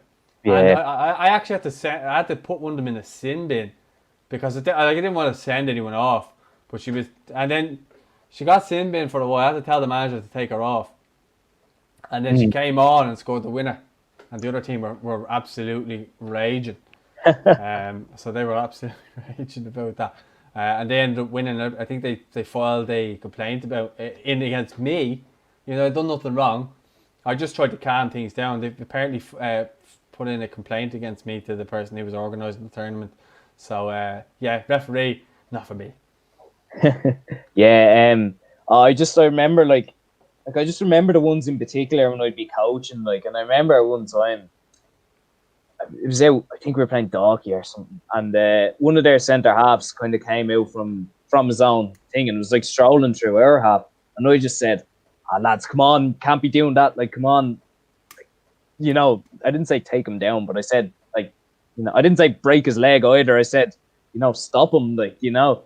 And then the ref stops the game and comes over to me and says, you can't be encouraging them to foul each other. And I was like, I didn't. I just said he can't be coming out from his own half. He's a centre half, like, you know, he can't.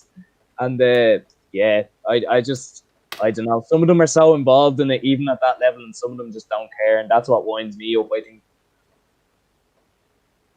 I hate, do you know the parents that just don't shut up for the whole game, and they don't let the coach says something, and they feel like they have to get their point of view across the parent. The parent who knows nothing usually, and they just want to see the over enthusiastic parent who their son has to be playing or anything like that, and it's a nightmare.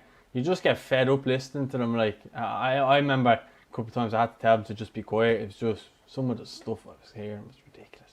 Yeah. Oh, my little Johnny is brilliant. He's not. And if you actually ever hear of any of the good footballers who ever made it, I know Gary Lineker and a few others always said that the parents just let them get on with it. They never said anything. They never put any pressure on them. They just let them play. And then you always hear the likes of, say, Lineker and stuff like that come out and say that, you know, the reason why so many kids don't do well is because their parents put them under so much pressure and stuff like that. And that's definitely a case with a lot of them. And you just hear some people going on about their kids far too much. And I understand people love their kids and stuff like that, and that's totally fine.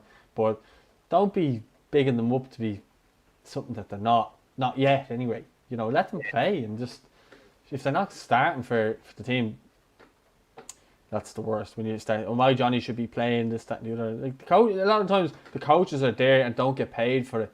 They're there to try and do things for the best of the team and try to be fair to everyone. I understand not all coaches are like that, but especially as like in just a regular team, like everyone definitely gets a run.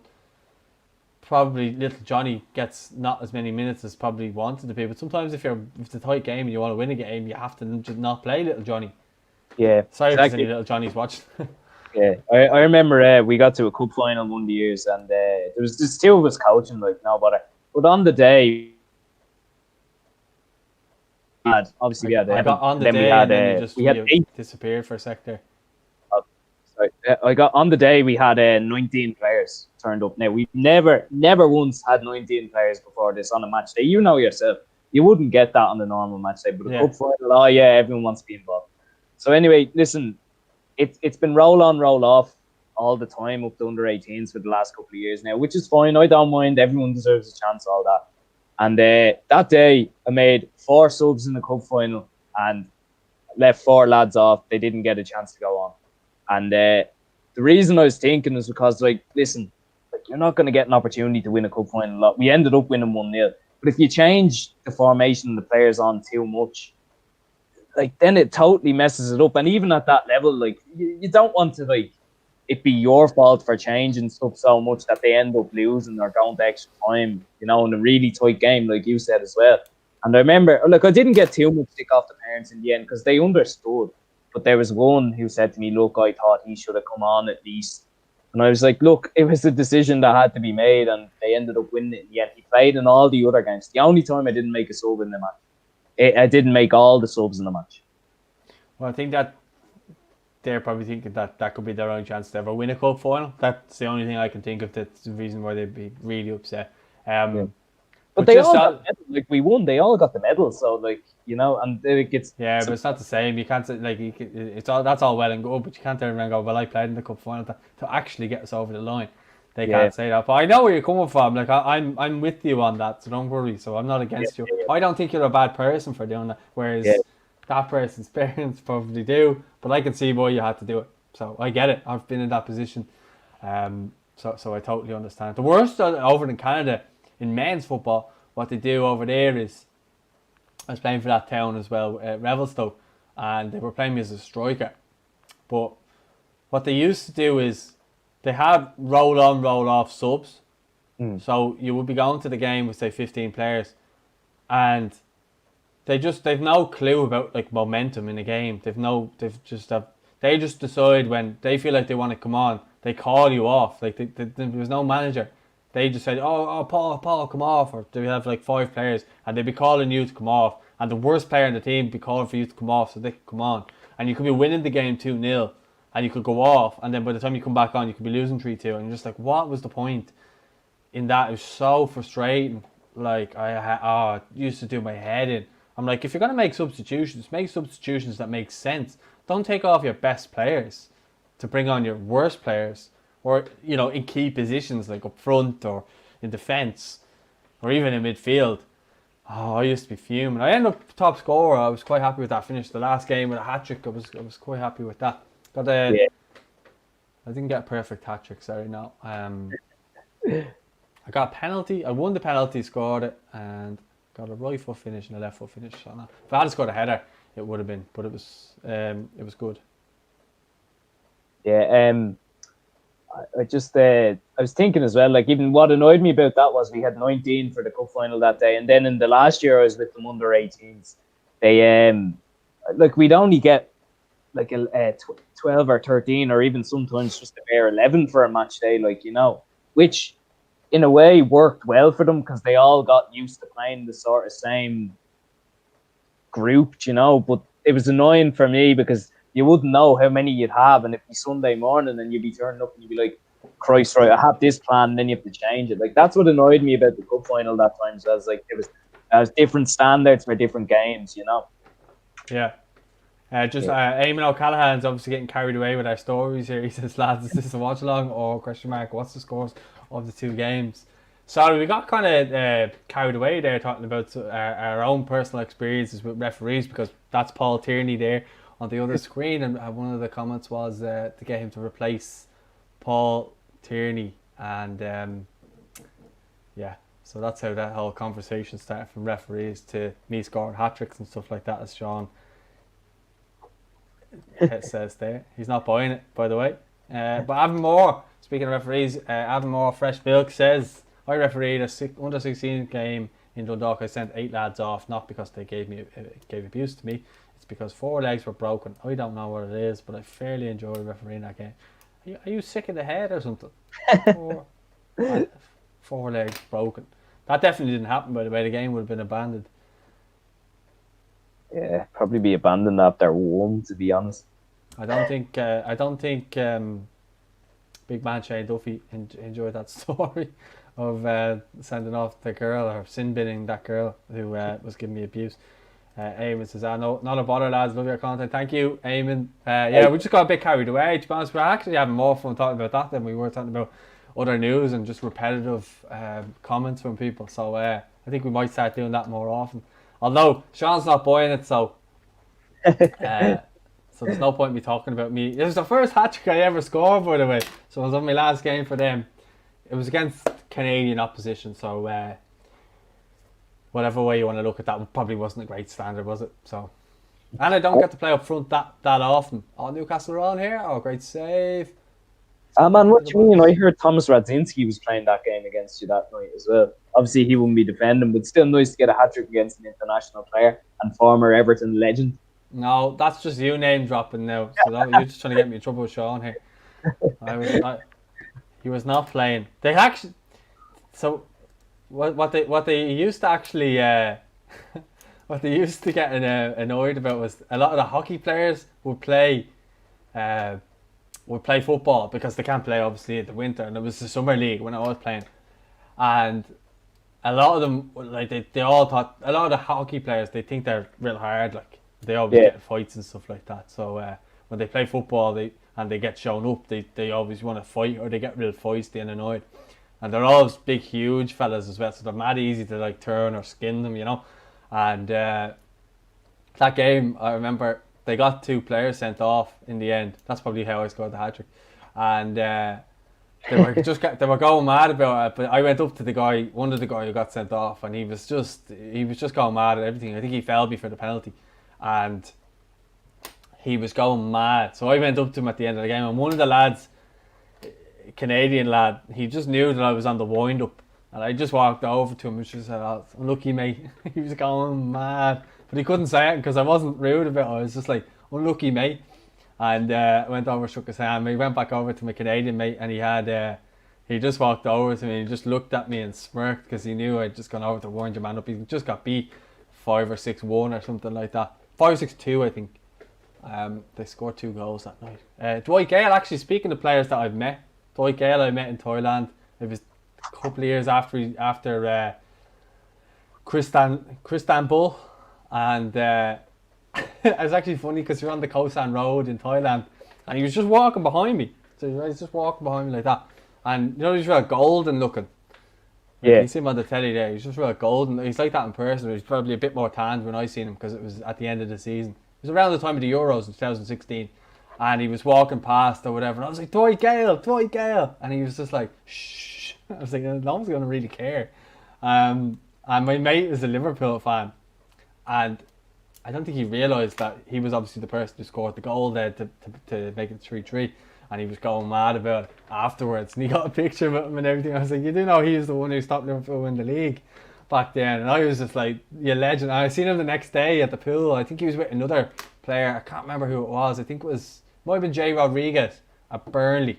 It might have been him. It looked like him. It was definitely a footballer though, and I was shouting. I actually walked up to I had a few drinks on me, and I walked up. He was sunbathing with his missus and Jay Rodriguez, or someone who looked like Jay Rodriguez, and he was sunbathing with him, and I walked up behind him, and he wasn't expecting me. He obviously forgot who I was, and I was like, what about that goal against Liverpool or something? And he just turned around, he just started smirking. But he must get stick off Liverpool fans as well, because he didn't want anybody to know he was. So I'd say he gets stick off Liverpool fans, but he's a nice fella. I was just speaking of people that I had met. Eamon O'Callaghan says against Tyson Farrago on goal, was it? Yeah, he played for Pats for a little bit, didn't he? He came from Edmonton. I lived in Edmonton as well for a while. But Sean O'Donovan is enjoying our home truths and stories. And Sean Bonner says, Paul, you have Ronaldo DNA in you. I wish. Avamore says, I remember going to watch a local game last year. The keeper went off injured and they had no replacement. So the manager turned and looked at me at the stand. So all 5. I think you're just making it up as you're going along now, Avamore. Like the fact that Avamore is spelled correctly there. Eamon says, any news on Pat's goalkeeper situation? Clarkey and Conor Kearns are gone. So who are we going to play in goal? Barry Murphy is 5'0". Did they sign Barry Murphy or Brian Murphy? Oh no, Watford re-signed him actually. Sorry. Yeah, I don't know. I haven't heard anything about it, but I mean, if after letting both of their goalkeepers go, it's a bit of a mad situation. All right. I know my dad actually knows Barry Murphy, and he was saying Harry told him he just wasn't involved with Pats. They just O'Donnell didn't fancy him, is what I heard. So that's why he was obviously third choice, maybe lower even. So maybe one of the young lads might come in as well. You never know. I don't think is he even playing anymore, Barry Murphy. Great hair. He works with my dad in on post. So I mean, all obviously footballers work on that post. That's a handy number to get into. That's why they're just looking for people to get up early to do the deliveries. But yeah, that's what my dad told me anyway. He just wasn't involved, and I don't know if he's still there or not. But you just said we had Barry Murphy in goal just before Clark came back to us from Limerick. Yeah, I remember. He's going to a lot of Pats games in Richmond around that time. That was not long after. I think that's when Newcastle came to town to play against Pats in Richmond for their pre-season, wasn't it? Yeah, he done all right, but I don't think the Pats fans are mad about him. I don't think they think he's a great player. Did they not? I'm going to just check extra time to see if they signed a keeper. I thought I seen them signing someone. Hang on there. I'll check it out. Not that Conor Kearns left when he was probably going to get his chance then. I know he's gone to Galway. It's a good setup down there with Caulfield and all. I think they'll do really well, but it's mad that he probably would have got his opportunity now. Yeah, exactly. I thought it was a bit strange, to be honest with you. St. Pat's squad. I can't check it right now, Eamon. Sorry, I'll have to check it out for the next time I'm on. I thought I'd be able to get it handy enough, but it's just not coming up on the extra time.ie. They usually have a big list of transfers and stuff like that, and kind of who's. I thought I said saying something about signing the keeper there recently enough, and it was a decent keeper too. But Okay. obviously, I must be wrong. I have more still going on about that story. I have more. I just don't. I think you're a bit of a spoofer, mate. I hope you're not. I need a bit more proof. Telling people he had 4 broken legs in the game and 8 tendons off doesn't fill me with confidence. Yeah, it Although I've never played football in Dundalk to know. Yeah, it's different game up there. Different game. Not in Oriel. As an AstroTurf pitch up there, sure they get a handy. Would you ever say Gary Spain got sent off in his playing days? He used to play right full, he told me. I think with a defender, it generally does happen at least once or twice, doesn't it? You know, I had a few. I got sent off one time, and it was just an 11-side league game, but like some fella pushed me off the pitch and into a gate, so I came on and kicked him across the shins. He didn't even have the ball. I just lost my head, and I got sent off for that. But look, this is what it is. I got sent off. I got sent off when I was with 16, playing Lucan. Might have been Lucan United, and I got sent off for. Man shoved me to the ground, and when I got up, I just kind of, you just clip someone's leg, but like I didn't boot him. I literally just lifted my toes up, and he tripped over my foot. I got sent off. Oh look. Never. I'd say Gary was a hatchet man at right full. He wasn't like Seamus Coleman. He'd be more like Ben Thatcher. the destroyer. Or Phil Barsley. Like did you ever see that tackle Thatcher put in on Mendes that time? He leads with the elbow and clears him off the pitch. Who did he do it to? Pedro Mendes, the man who played. I think I remember it. Yeah, did he not? He knocked him out or something, did he? Nearly killed him. I'm surprised your man was alive after. He was knocked out anyway. That's one thing. He was a good player, Pedro Mendes. He was tidy. Even when he went to Rangers as well. Oh, great save. Dado. Sorry. I know, I was just saying he was good. He played in Portugal as well for Sporting Lisbon. Pretty sure he was in a couple of squads for the national team too. Yeah, well, he would have been. He went Pompey and he went Spurs. He had he obviously was denied that worldie of a goal. Roy Carroll, that infamous decision years ago. So far over the line, it was ridiculous. It wasn't in Old Trafford, it would have counted. Probably, yeah. It's coming into the last couple of minutes here. Rafinha's been given man of the match. He actually has been brilliant for any of the stuff I've been watching. Gary Spain says, watch the 1970 FA Cup final. No red cards. Probably finished 7-0 today. Probably, Gar. Probably. Different game. Well, you got away with serious challenges back then. Sean has asked about Obadeka about 100 times tonight. And I said at the start of this video we weren't going to speak about because people are saying he's going to declare for England or something like that. So let's just not talk about it until we hear basically what he's going to do with his international allegiances. Big man Shane Duffy doesn't want this video to end. That's what we'd like to hear. We should just talk more about our personal experiences and people should know more about us that way. Some of our funny stories from our playing days. I do want to hear more about Gary Spain's playing career, if I'm being honest. Yeah, definitely. I mean, it's good that he obviously played down in Limerick. It's good to step outside the DDSL and the SDFL and all. For most, good to get a different opinion from other leagues down the country as well. Yeah. Sean, I wasn't having a go at you, by the way, there. I was just letting you know that we're just not talking about them. You probably weren't on the stream at the time when we had said we just weren't going to discuss them. So please don't take it too personally. Leeds are on the attack here as well.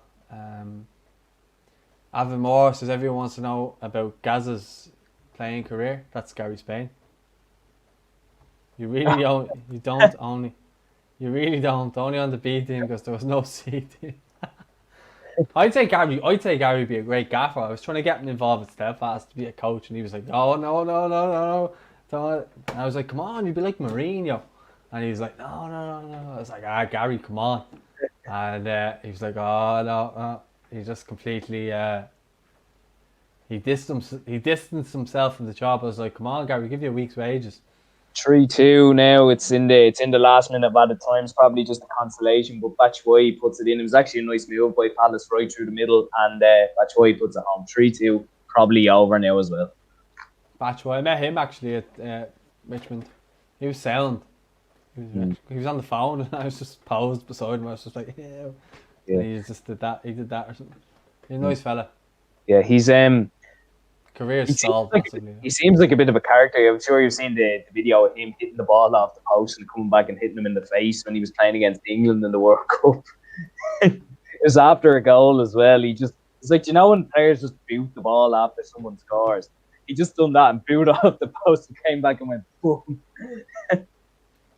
Did he not used to do something with Batman when he played at Dortmund? Did he not have? I know Aubameyang had something, but didn't he have some sort of bat thing? I think he did. I know when he scored a Aubameyang goal or something. I know Aubameyang had it for Black Panther, so I'm sure Batboy would have the same or similar anyway for Batman. And that it's over here now anyway. 3-2 to West Ham, definitely deserved it. Because he's Batman because of Batshuayi. Yeah, exactly. Yeah. A couple people were saying there. He was the Batsman. Sean O'Donovan says he reckons himself, Big Shane Duffy and David Salt will make their own rival Irish football fan channel. Will bring Gary Spain on board with a big money move. If Gary left, we'd be in the relegation zone. Yeah, definitely. He like shells going into the first division. Yeah, the ratings would be down like big time. Mm. The match is finished here. Bielsa's given Steve Bruce a talking to here, not in a bad way. He looks like he's trying to help me. He looks like he's disappointed for him. I'd say Steve Bruce could be sacked after this. What is the story with the league table? I'll tell you now. West Ham have gone fourth anyway, like you mentioned earlier. They've gone up fourth now anyway. For now. For now, yeah. But I mean, if they continue that form, they'll be staying there. I think Everton have 3 games in hand on them. That's if Everton win any of those games now, Paul. You know yourself. Yeah. Just trying to. It won't let me. Just give us a sec, and I'll get you the league table. Little mad one here. Jack Wilshere's after scoring for Bournemouth on the second debut, but the chap couldn't score a goal. Fair play to him. Yeah, I know. I hope it goes well for him because like he's got ability, but it's just so hampered by injury. It's tough to watch anyone going through that stuff, you know. So West Ham would have played their 20th game of the season tonight. They would have went 4th. It's just not giving me the live table anymore as it was earlier. So Newcastle stay on 19 points, and then if Brighton win, they'll go above them. And they're on 19 points, and then it's Brighton on 17, and then it's Fulham and West Brom and Sheffield United, who all look like they're pretty much going to get relegated, if I'm being honest. But I think we'll leave it at that. Any other comments we should go through? Not really. Just for anyone who came and joined in tonight, it's great having you, and thanks for engaging in the comments. And we'll have whoever wanted Gary Spain, we'll have Gary Spain tomorrow night. He'll be on with Jer for the late kickoff at 8:15. Everton play Leicester, and Sheffield United are taking on Manchester United. So make sure you come on and get your questions in for them, and you can ask Gary Spain about his playing career. I'd say Jer will probably talk about GAA or something, and if he does, then you can give him stick in the comments because we don't want to hear about the GAA on this channel. But anyway, Paul, thanks for joining me. I will just pop up your socials there if anyone wants to follow you, that they'll know where to go. So there you go. There's Paul's socials underneath. You can check him out on Twitter and Instagram. Thanks for joining in, guys. If you haven't subscribed, please do so. And as well as that, if you want to get anything from Manscaped, head over to manscaped.com. Use the code IFFTV. Don't use IFFTV20, just use IFFTV. Sorry, that is an error there. IFFTV, and get 20% off and free shipping. Support them because they support us. Take care, guys, and good night. Thanks, guys. See you out there.